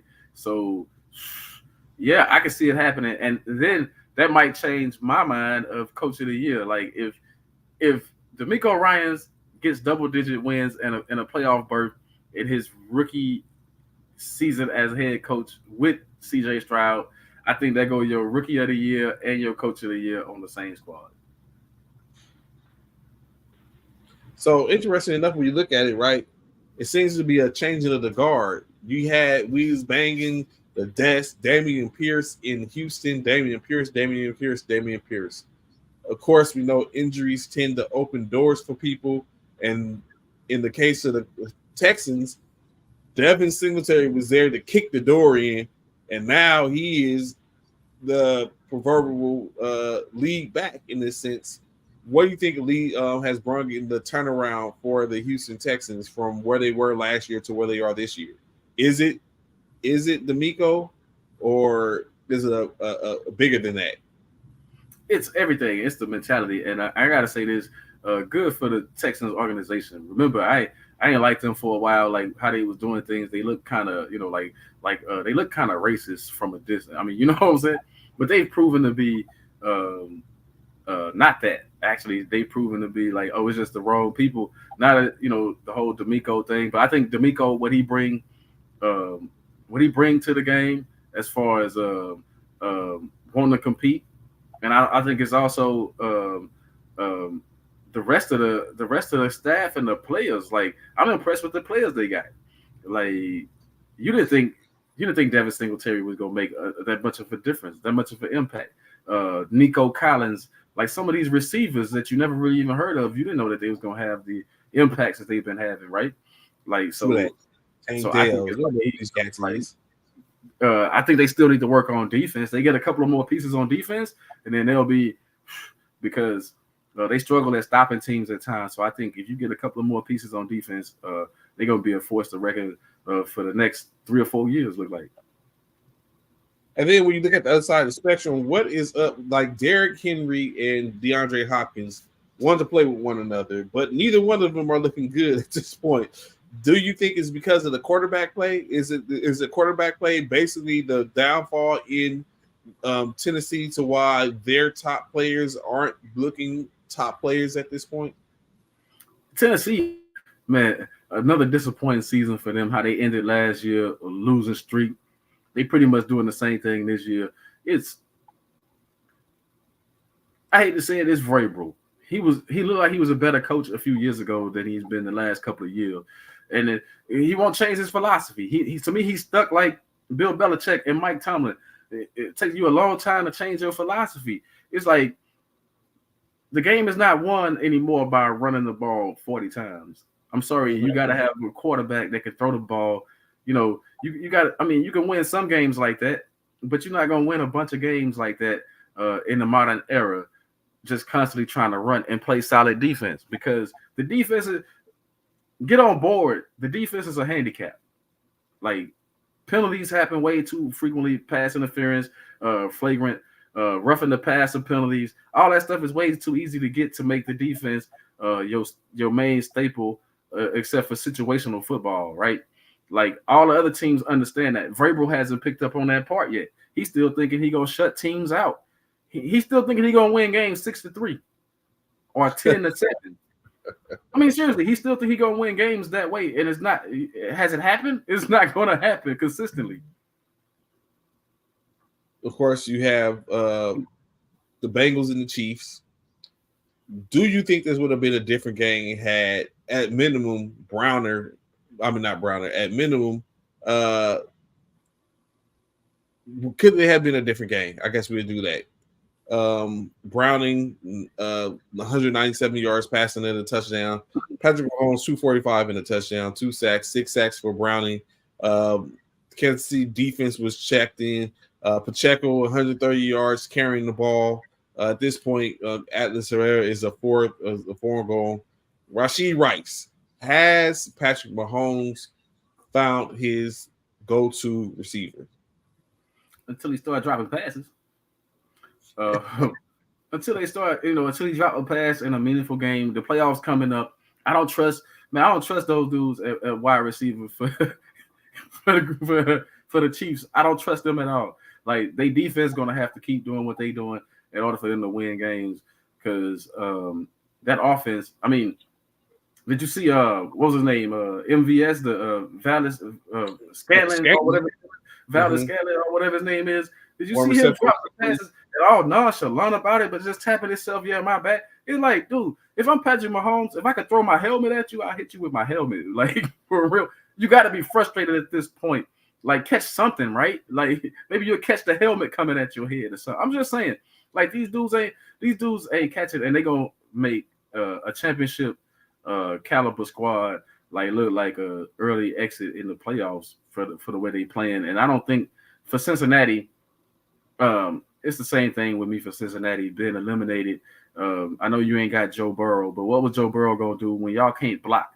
I'm gonna put that out there again. You paid Joe Burrow $275 million or whatever you paid him, $280 million, whatever his money was. You paid him a whole lot of money, and you still can't put an offensive line in front of the guy to block worth anything. I don't understand Cincinnati, but you won't have Burrow around long. You won't have a Browning around long. You won't have quarterbacks around long if y'all can't block.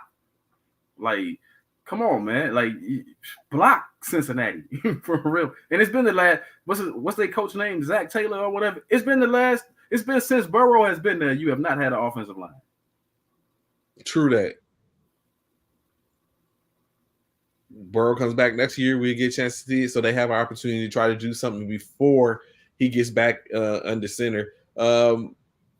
Matthew Stafford, I guess he felt a certain type of way when everyone talking about Jared Goff, and although he already has a Super Bowl championship, although Jared Goff did technically make it to the Super Bowl before Matt Stafford did, he just happened to switch roles a couple of years later, and he ends up winning his. Tyrod Taylor, we talked about him. What is the problem in New York? The Giants? Yes, well, technically both teams, but in this case, the Giants. What is the problem in New York, in your opinion?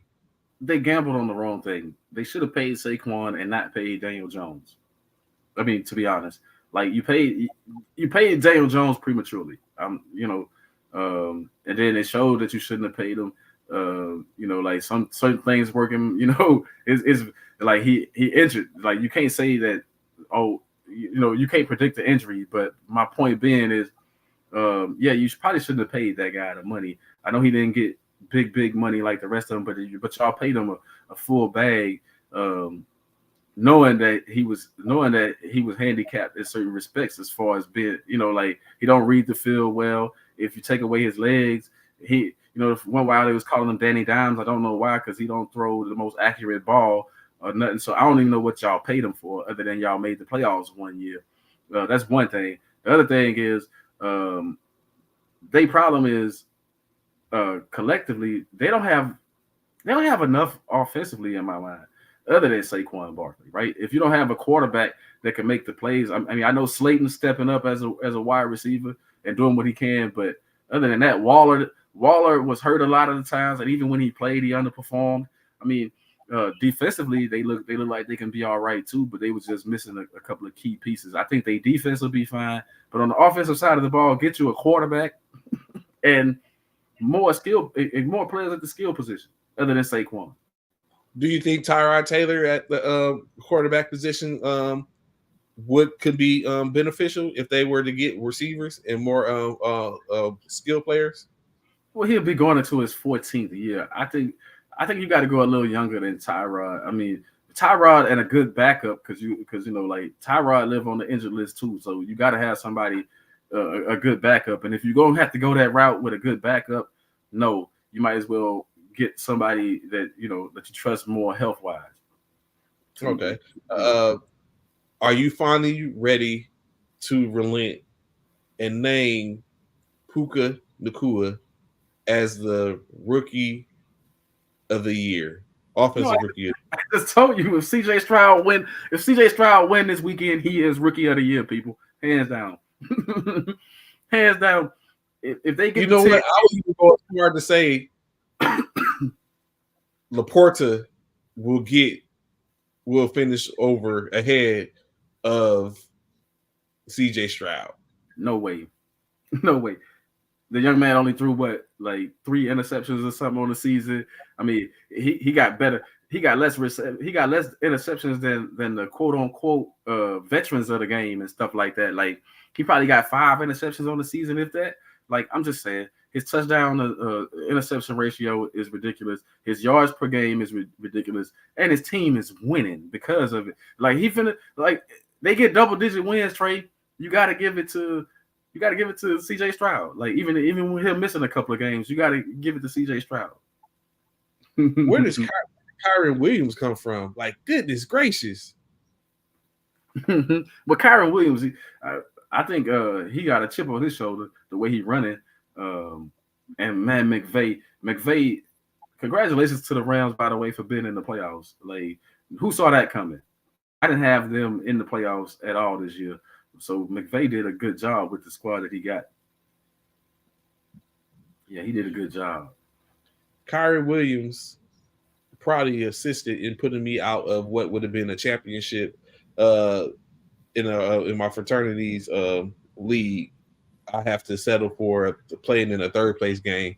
So it's crazy. But I mean, hats off, like you said, it's true enough. Hats off to them. I don't know if they're a team that wants to be seen right now because they can do some damage. Moving on, of course, keeping in, Chicago. Is Chicago going to be a team to reckon with next year? I tried to tell you that Justin Fields is better than. I've been screaming that to you all season long, that the guy is better than what y'all thought he is. It's Bruh. and now the coaches are starting to see it. Eberflus, I didn't like Eberflus. Eberflus is making it work. I had him on his way out, right? But now I think you give Eberflus another year, and I think if you stay with Justin Fields, you can still get a lot for Justin Fields if you give him up. I think it's other places they can utilize his talents better. But if Chicago keeps him in, Chicago got one thing to do: build a defense. What do they need to be a powerhouse next year with Justin Fields at the helm, with that those top draft picks that they have? What are you bringing in if you're the GM? I'm looking on the defensive side of the ball. Maybe you got the first overall pick. You got I go Marvin Harrison. If you're not gonna get rid of Justin Fields, if you're going, because you might go quarterback if you go trade Justin Fields and get more picks, right? Because you can probably trade him and get more picks, which could help you down the road. But right now, if you're not gonna get rid of Justin Fields, go Marvin Harrison. I would go Marvin Harrison or the top defensive player that's coming out, which who knows who that's going to be as far as because it's a lot of good defensive linemen, but they need to start building a defense at some point. So going away from going with the quarterback, going offensively, Tyler Heinicke. I just don't know. Again, we could have been looking at the teams in which they're going to probably flip. We might see Justin in Atlanta next year or somewhere. Russell Wilson's out there. Like, we don't know what we're going to see in between. There's going to definitely be quarterback carousel without a doubt. It's just a matter. Is it going to be Chicago going to be on that carousel? Are the Falcons going to be on that carousel? We know Denver's going to be on that carousel because I don't think that Stidham is going to be that player. But definitely without a doubt, Justin Fields is showing that he is a problem. Is he could he be who do you in between other starting quarterbacks, who do you most associate him with? Where you look at other quarterbacks that have been successful, who would you associate with him with? I mean, Justin Fields, he's starting like he got the legs of, like, look at Lamar Jackson. He can do a lot of the stuff that Lamar Jackson can do, plus he's a little bit more stronger, right? Mm-hmm. And he got a stronger arm than Lamar Jackson. When I say that, I think he could throw it further, and I think his bullet passes have more of an impact than Lamar Jackson. I mean, so when you look at it, yeah, it's pretty much like that. Like for me, you come in and it's like, but he can take over a game by just running it like a Mike Vick, right? Like Michael Vick early in his career, what did he do? He wasn't accurate with the passing and stuff. He ran the ball, right? He ran and made Atlanta successful by running the ball and scrambling and stuff like that early on. You know, Vick didn't become good with the passing and stuff until later on in his career when he came back, right? Like he wasn't that accurate before. So I see the same thing with Justin Fields, somewhere in there with the Mike Vick, Lamar Jackson type. You put the right pieces around him. It doesn't have to be the ultimate talent. Like, look at Lamar Jackson. Zay Flowers looks talented. I mean, Odell Beckham, he got talent, but he been beat up a lot and injured a lot, right? But when you see the core of their players, likely he wasn't even likely to be in the position that he in right now, right? Mm-hmm. I'm just saying, overall, you just give guys like that some talent. It don't have to be the best talent. Like your man Brock Purdy, he has to have that excellent talent that he has, in my opinion, to do what he's doing for Cisco, right? Look, guys like Justin Fields and Lamar Jackson can do it with less talent. You know what I mean? They just have to have some talent. You don't have to have Deebo Samuel skills, Christian McCaffrey skills, Kittle skills. You don't have to have all that to make the. I mean, because look at it this way: if Justin Fields had that Brock Purdy got, then Super Bowl, it's Super Bowl or bust. It's Super Bowl win, or just fall short in the Super Bowl. So what if Aiden O'Connell had that type of talent? Do you think they would be better in Oakland? I mean, in Las Vegas, or is Aiden not that person? As he just got edged out by Gardner Minshew and the Indianapolis Colts by the score of 23-20. And the opportunity for them to have been a 500 team in Las Vegas after everything that happened. Devontae Adams going 126 yards receiving on 13 receptions, 2 touchdowns off of 21 targets. I think what you see a lot of is some of these teams that try to feed their top player tend to falter and buckle in that 21 targets. 21 targets. Like the next closest person was Jacoby Myers with 10 targets. It's like he just realized. It's like he just realized that Devontae Adams on his team. like for real, it's like he just realizing that, hey, I got a superstar wide receiver out there. It's like, I think sometimes you get told something, especially you can see it with these young players, right? Like you can just peep the scenario. They say, hey, Devontae Adams is on the team too. You should look his way sometimes. You know what I'm saying? And then he started looking his way all the time, like way too much.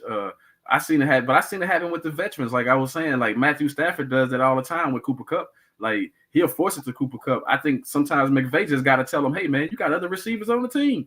Like why do you keep forcing the ball to this guy and it's not paying off? Sometimes I think the coaches have to remind them that, man, you can spread the ball around. Like you see, that's what Rudolph is doing, right, with the Steelers. And I told you that too. I told you they should have went with Rudolph a while ago and they would have been winning. So when Pittsburgh falls short this year of making the playoffs or whatever, it's because Mike Tomlin was too stubborn to make that move. You know what I'm saying? He was too stubborn to make that move to go to Rudolph when you should have went to Rudolph a long time ago. Funny you use Rudolph, and in his starts, you done put up, 30 points? You done put up 30 points, more points than you have scored all season long. You should have been did that. Definitely, without a doubt. John Taylor with 21 carries for 96 yards. Going back to even Devontae Adams, his 21 receptions alone was more more targets than the Indianapolis Colts whole receiving squad.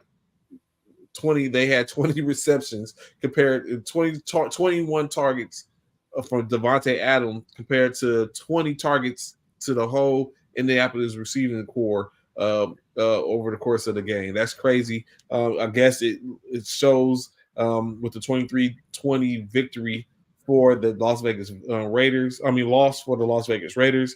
Could it have been different if Jacobs was at the helm? Zaire White didn't too bad, 71 yards rushing. Do you think Antonio Pierce has earned the right to be their coach? Yeah, and I don't think nobody else wants that job anyway. Yeah, I think I earned that because you got quarterback questions to solve. You pretty much got a whole team to figure out beyond your quarterback. You got to figure out who's staying, who's going. You need a whole lot of work on your defensive side of the ball. I mean, that effort has got you through these last few weeks or whatever, but it's really not a good defense. You need some linebackers, some more pass rushers or something. You need something. Or maybe better coverage on the back end or something, but you need something. And I just don't think anybody see that job as a I can take this team to the playoffs or further or to a Super Bowl or something. So I think Pierce is perfect for that job. Interesting enough, what do you think about the possibility of a whole 3-team switch, which puts putting Derek Carr in Denver,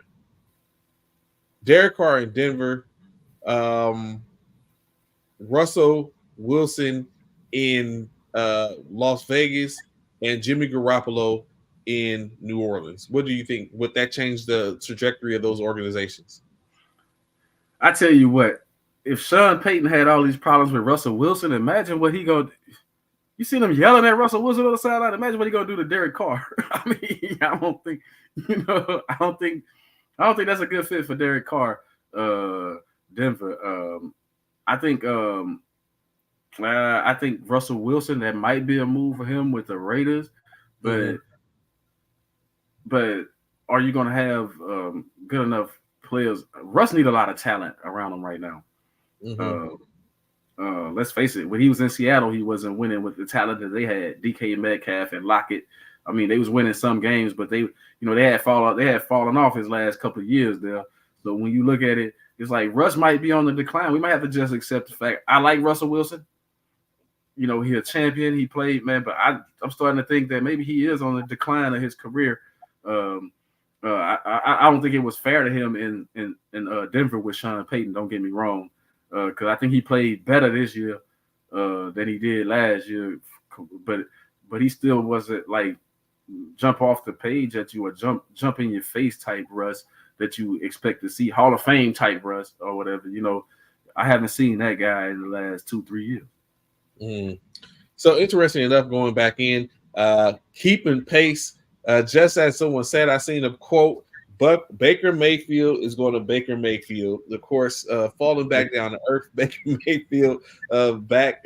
Tampa Bay takes an L, falls to the New Orleans Saints by scoring 23-13, setting up the New Orleans Saints back home in the Dome with an opportunity to punch their ticket to get into the playoffs as the division champion, as they will take on the Atlanta Falcons, a rivalry game going into it.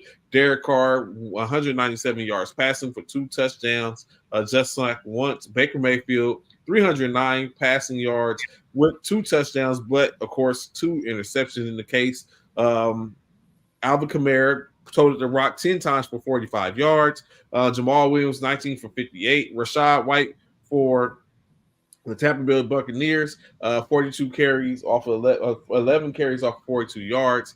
And then in-state, Taysom Hill, 2 touchdowns, 2 receptions, 30 yards, and a touchdown for the Swiss Army knife himself. Mike Evans, 3 targets, 3 receptions on 70 yards off 4 targets.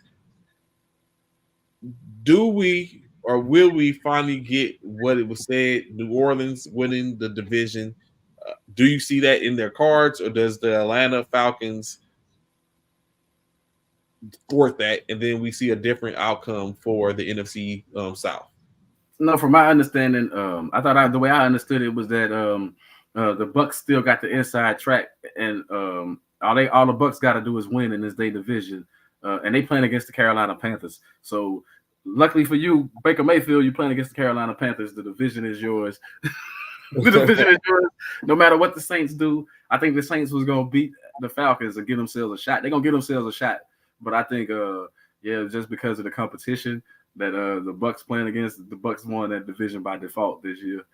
For real, and that's sad because that division, that's sorry. 4 more games to discuss real quick. One being the Packers and the Vikings. What happened to the Vikings? They was down, they were up, they down again. Green Bay now with an opportunity to put themselves in the playoffs. What more can you say? What did you think? Did you get a chance to check out the game? Yeah. You wasn't impressed. Jordan Love still doesn't impress you. Well, Jordan Love doing what I thought he would do. He playing ball. I figured he would play ball. I don't like Green Bay defense at all. They just happen. The Vikings' downfall is real simple. The indecisiveness at quarterback. It's like, man, stop switching them. You got to stick with somebody. You ever heard that expression, pick a horse? Like, you got a good defense squad. You got a good squad defensively. Y'all been able to stay in games and do everything, but you keep switching the quarterbacks. It's like, stick with one.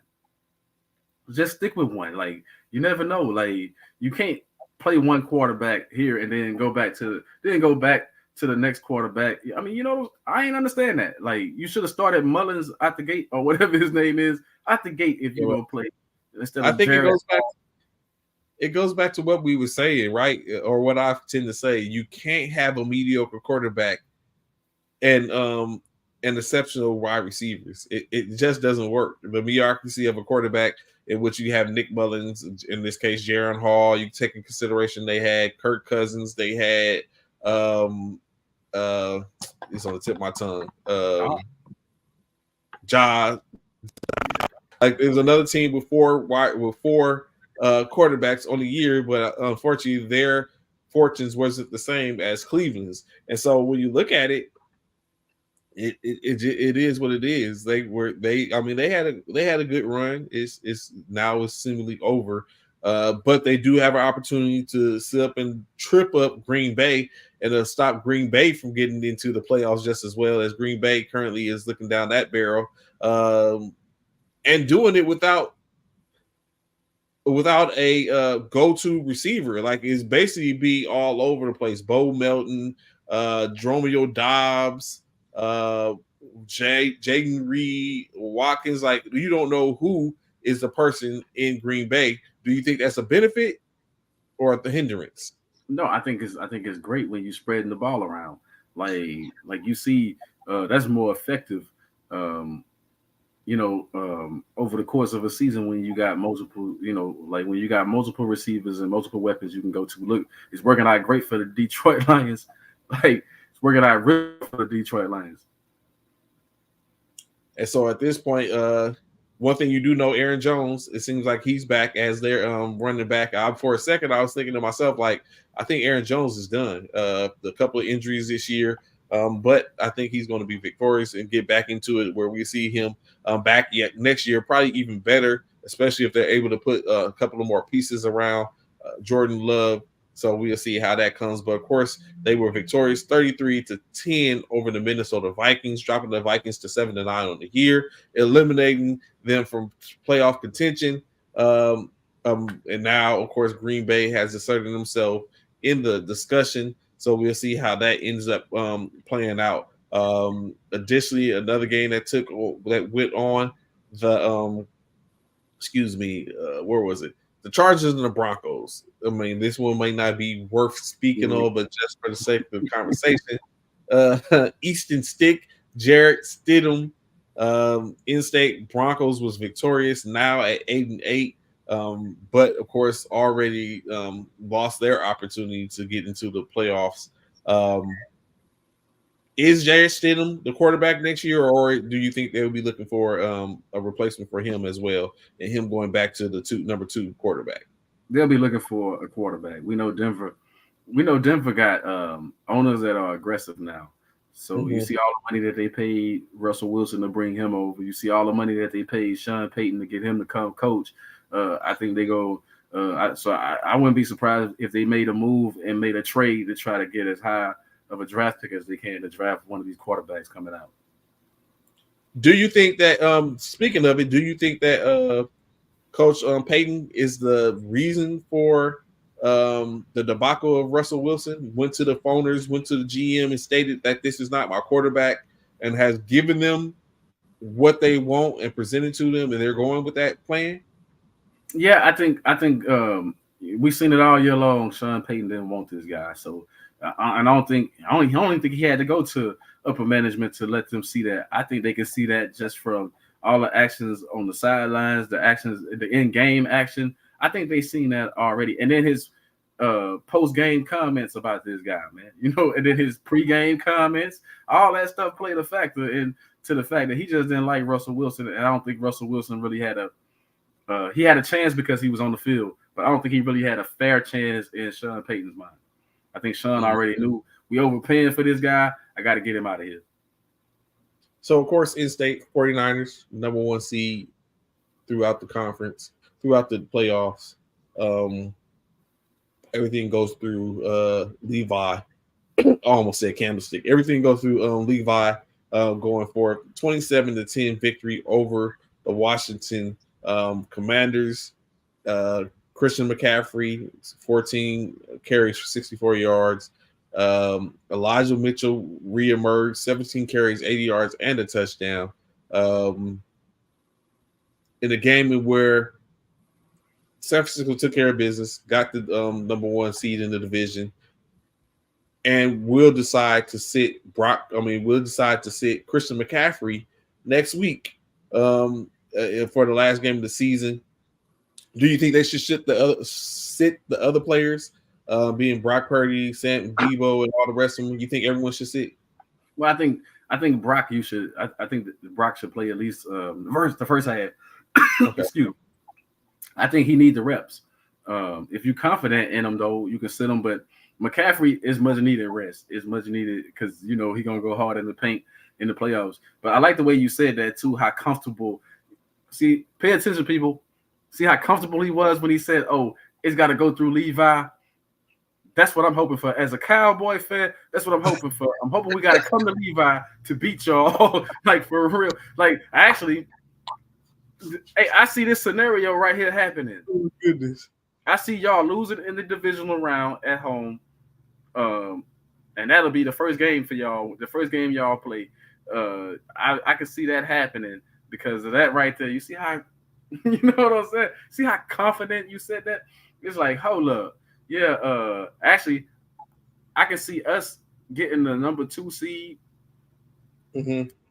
So we'll miss y'all, but I can see that 5th seed Eagle team coming there and beating y'all in the first playoff game in the divisional round. Mark my words, if you see the Eagles that divisional round or the Cowboys that divisional round, because it depends on who get that 5th seed. That's who y'all gonna end up playing, unless an upset happen, unless the 6 or 7 seed upset one of the 2 or 3 seeds, which is not likely, right?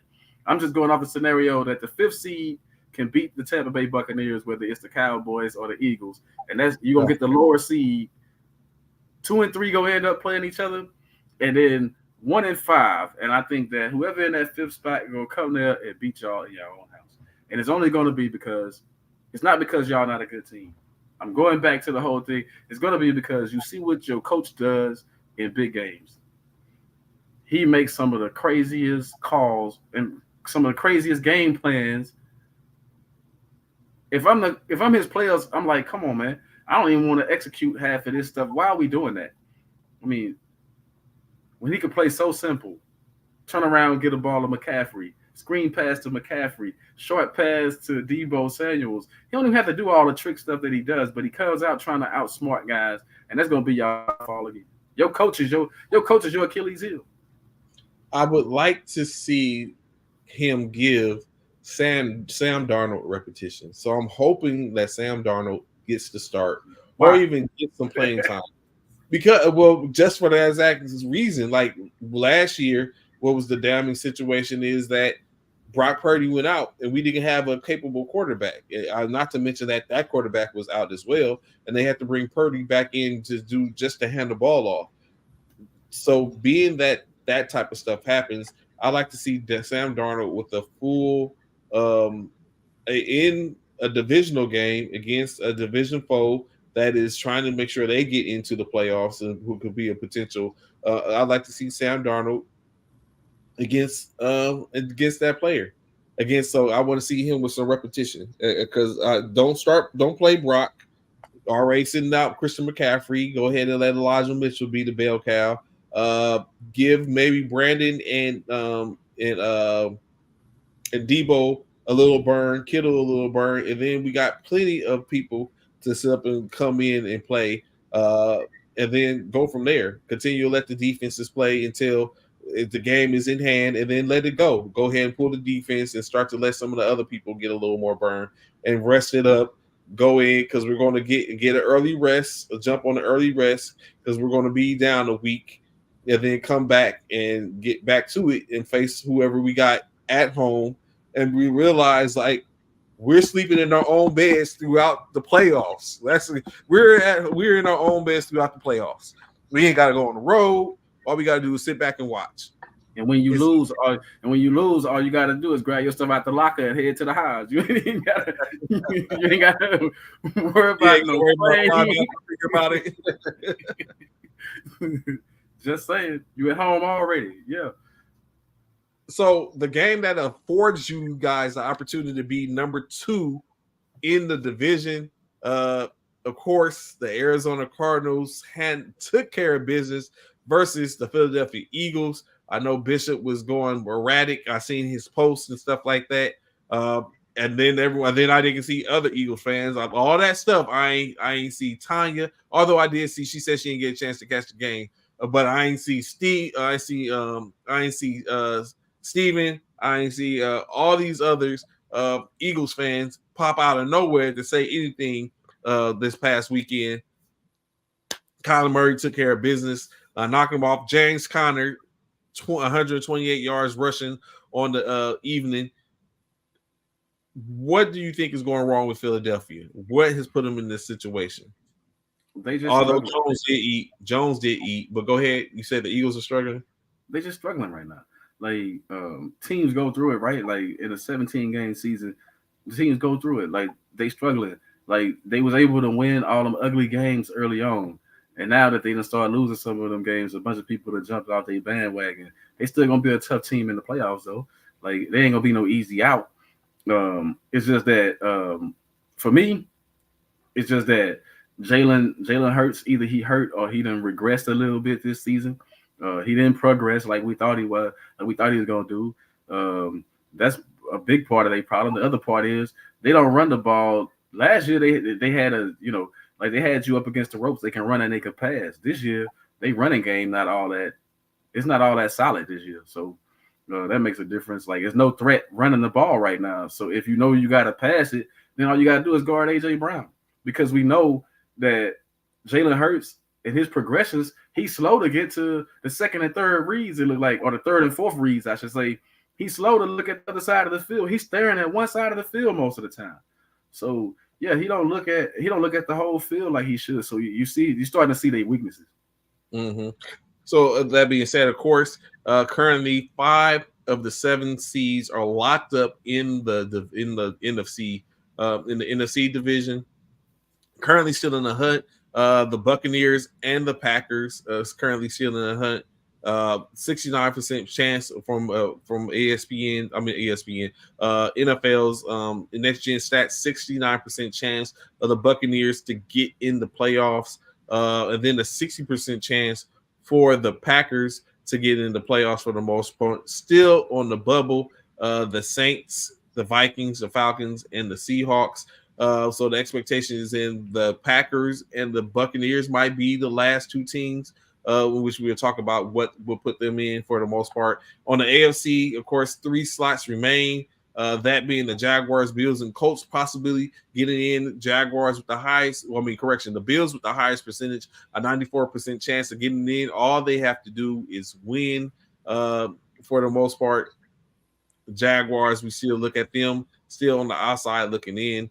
So when you look at the scenarios in which you was talking about earlier, as we spoke about for the NFC, only thing that needs to happen is the Buccaneers only need to win and they're in. That's all they need is a dub and they win, or a tie and the New Orleans loss for that fact of the matter. Looking at the other teams, the New Orleans Saints, they basically need a win and a Tampa Bay loss to be able to win the division, or just to get in the playoffs. They need a win and the Seattle loss and a Green Bay loss. That seems a little cumbersome. Doesn't look like that's going to happen. Minnesota still has a potential opportunity to get in. They played the Detroit Lions. I don't think the Lions are going to give up that type of momentum that they just lost and lose 2 games consecutively, although they're already division champions in the playoffs. So the Vikings do have a chance. They just need to get a dub. Green Bay, Tampa Bay, and Seattle needs to lose, or Green Bay and Seattle that's what they need. They even need Green Bay, Seattle, and New Orleans to lose, or Green Bay, Seattle, and Tampa Bay to lose, and they need to win to be able to get in. And then last but not least, the Cowboys can clinch the division with the win or a tie in a Philly tie or a Philly loss. Green Bay, for the most part, looking in, they need to. Green Bay needs to win to clinch a berth, or a plethora of other reasons. So that's when you look at that. We was talking earlier about the Pittsburgh Steelers.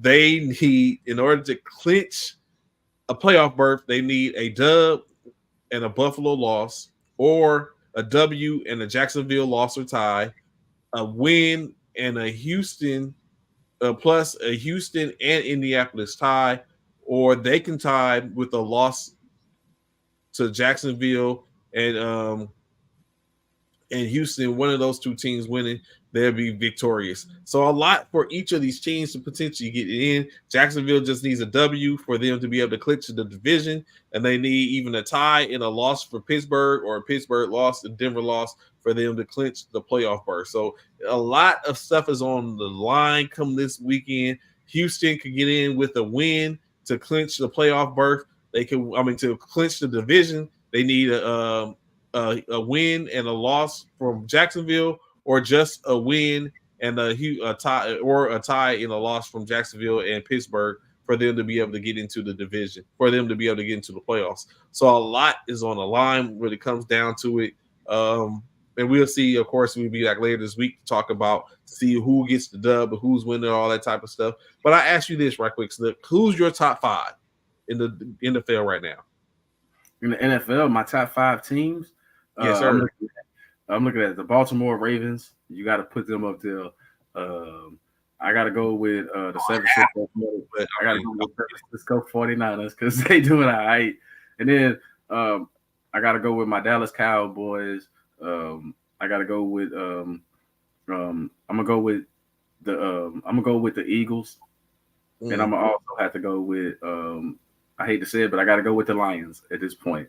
Like, I got a whole bunch of NFC teams on there, one AFC team, and it's because I think that one AFC team can beat all those NFC teams, but I don't think the other one could say that they could beat them all like that, like Miami or Buffalo. Like, and we seen Kansas City struggling this year. You know what? Mine's a little bit different. I do have bookends, and unfortunately, it is bookends at AFC. So mine's at number 5. I start from the bottom going up. At number 5, they hot stepping right now. You can't deny them. The Buffalo Bills I have coming in at number 5 is one of the best teams in the NFL. At number 4, for me, it is the Detroit Lions, another team that has been hot and consistent, been a little more consistent, although they did drop the ball against Dallas this past weekend. But you can't deny what they have been doing. Of course, at number 3 comes in the team that beat the aforementioned Detroit Lions team, that being the Dallas Cowboys at my number 3 for the top teams to continue to be effective. We'll see how it goes. They have who y'all play this weekend? We play the Commanders. The Commanders, so that might just be a easy W, where you're definitely going to be the division champions.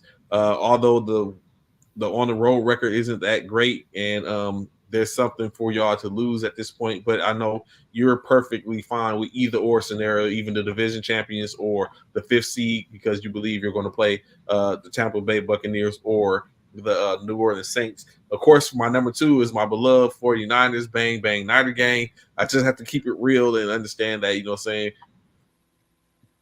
Baltimore did beat us head-to-head. So you have to give that. And it wasn't it wasn't like a close game. It was a thrashing. So, you know what I'm saying, we just have to look our wounds, come back, and deal with it. Deal with it next game.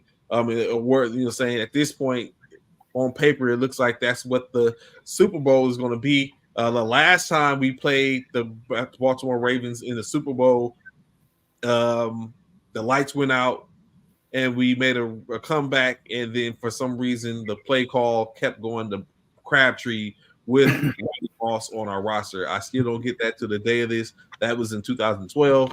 But, I mean, I digress. And then last but not least, of course, Baltimore Ravens as my number 1 currently in the NFL, I think, in which we look forward to seeing how they're going to do against the Miami Dolphins. Do the Miami Dolphins get in and get the victory?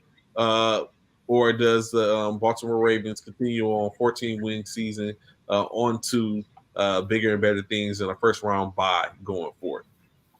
Well, I think the Steelers better steal that game from Baltimore. Like I said, I don't think Baltimore probably not going to even play their starters at all in that game. They already saying they on the fence about Lamar Jackson, so they probably not going to play anybody in that game. So if the Steelers can't capitalize playing against the second unit of the Ravens, then it's their fault. But then on the other side, look out for I'm not saying the Tampa Bay Bucks are going to be a joke in the playoffs, but yeah, if you get the 5th seed, you're looking pretty good. I mean, that's a scarier. I mean, who would be scarier, that team or a team like Green Bay who just fought their way into the playoffs, or Seattle or somebody that fought their way in to that last spot? I mean, you see, that's where the upsets normally come from. I think the scariest team outside. Well, you know what? I think the scariest team that you have that would be outside the top the division The scariest teams that potentially could get in there, in my opinion, would even be who is going to be second in your division or the Los Angeles Rams. Those are the ones in which I think could be the scariest. The way Kyron Williams is playing. The Rams are in the 6th spot, though. Like they locked in. So well, that's what I'm saying. But I'm saying that just any one of those teams would be just the team which I think would be the scariest. Even the Rams or whoever is going to be in from y'all's, even whether it's Dallas or Eagles. So I think the scariest teams outside the division winners is going to be the Rams or the 5th seed team. That being. Everyone else, I'm not worried about. At one point, I thought the Detroit Lions might have been scary.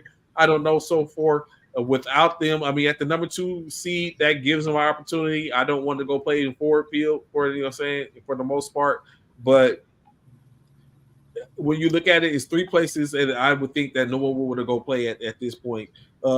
It's in Detroit, in San Francisco, and in or going up to play in Dallas. So so a lot of that's going to be eliminated as it goes by for the most part. So we probably won't see a couple of those places. So it's a possibility to see none of those. So we'll see how it ends up going in state. So before we get up out of here, Donovan asked a question earlier. He asked, "What is your Mount Rushmore of dual quarterbacks?" So what do you have on your 4 top dual quarterbacks in history? I know being from Houston, I might hear a certain player, but I'd like to see if that comes up. But go ahead. Your Mount Rushmore. Dual threat. It was hard for me to find 4 to make the Mount Rushmore because I got 3 right off the rip. Got to go Randall Cunningham. That was my guy back in the days.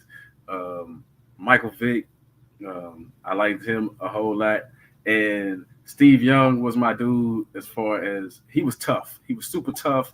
He'll tuck it and run it with no helmet on. I mean, you know what I'm saying? Like I'm just saying, he played from a different era. Concussions took him out of the game though too. So let that be a lesson to you. That part, and I guess if I gotta go a 4th, for me, I gotta go modern right now. Who I'm looking at right now. Who I like right now, and that's I like what Lamar Jackson's doing right now. I think when it's all said and done, he's gonna be one of the best. And if I had a star by somebody's name, it'll be Josh Allen because I know they don't really consider him a dual threat, but he's a dual threat, and he's setting a record this year with all the touchdowns that he's scoring, throwing the ball and running. So if I think we're on the same path, definitely with this with the dual threat. But if I had a star, I think I would have 2 stars in the saying to a degree. And it's the reason I have 2 stars are asterisks is because these are people who they were the prototypical after Mike Vick. These were the prototypical backs and quarterbacks, the dual threat back quarterbacks after the fact, in which injuries shut them down. But they kind of like started with the RPOs that made it a problem. That's Colin Kaepernick. And what's his name? Robert Griffin III. They both at the same time were those quarterbacks where you didn't have an answer for in that first year of the RPO era to where it's like, oh snap, what are we going to do? And they was vicious with it. But of course, injuries took RG3 out. He didn't know how to get out of bounds. He was trying to sit up and he took too much punishment. But it was still a problem. And then the same thing for Colin Kaepernick with the dead arm, which he got. And then the following year, they learned and picked up on it and realized that, you know what, don't worry about it. Just hit the quarterback. Don't worry about what happens on the other end. Hit the quarterback. Just let him go. And that took a toll on them as well. And it kind of like killed that for them. But if they could have protected them better, I think we would have seen a lot more from them as far as the dual threat quarterbacks. Oh yeah, I got to see RG3 play live. That was one of my most favorite moments. I got to see him play against the Minnesota Vikings, as a matter of fact. And I think that was like the only that year he was good before his injury. So I got to see that live. So that was a good thing to see RG3 play. Other mentionables that we should probably mention: the late great Steve McNair, man. It's like I was a huge fan of Steve McNair. I thought he could do it both ways, and I just wonder if McNair played in this era now, how many championships would he really? I think he would win championships now. I think when he came in, they was trying to change him. They made him, first of all, they made him sit 3 years. Quarterbacks don't have to sit 3 years anymore behind guys unless you're Jordan Love, right? Sitting behind Aaron Rodgers. But for the most part, you come in and you start. So it's like he sat 3 years behind bum quarterbacks, and then he was still able to have, you know, MVP, go to a Super Bowl, all that stuff, and not get considered a dual threat quarterback because they want to try to make him a pocket passer. But when he scrambled and broke the pocket, he made a lot of plays. Mm-hmm. So definitely. So greatly appreciate y'all checking in with us, chopping in with us this morning. To those that we're in or watched from afar, saying appreciate the love. More because I'm sure to come. You'll know later on this week we'll be talking about who we think is going down at some point. A little more NBA action, a little more college basketball action. We sifting 2 weeks away from the national championship down in H-Town. So we'll see how that's going to go. Of course, probably the next time we might have a special guest in a couple of my peeps that come on. Coach Paris, of course, from Luke Air Force Base, a military basketball team. As he has some flexing he got to do. I owe him a trophy. But we'll definitely get more on that. So more to come and sit up and chopping it up. We look forward to see you. Any last words as we get up out of here, Coach? Everybody just have a great day. And again, Happy New Year to everybody. Of course, I say the same sentiments. Look forward to checking in with y'all. We greatly appreciate y'all checking in. Until then, peace. We out of here.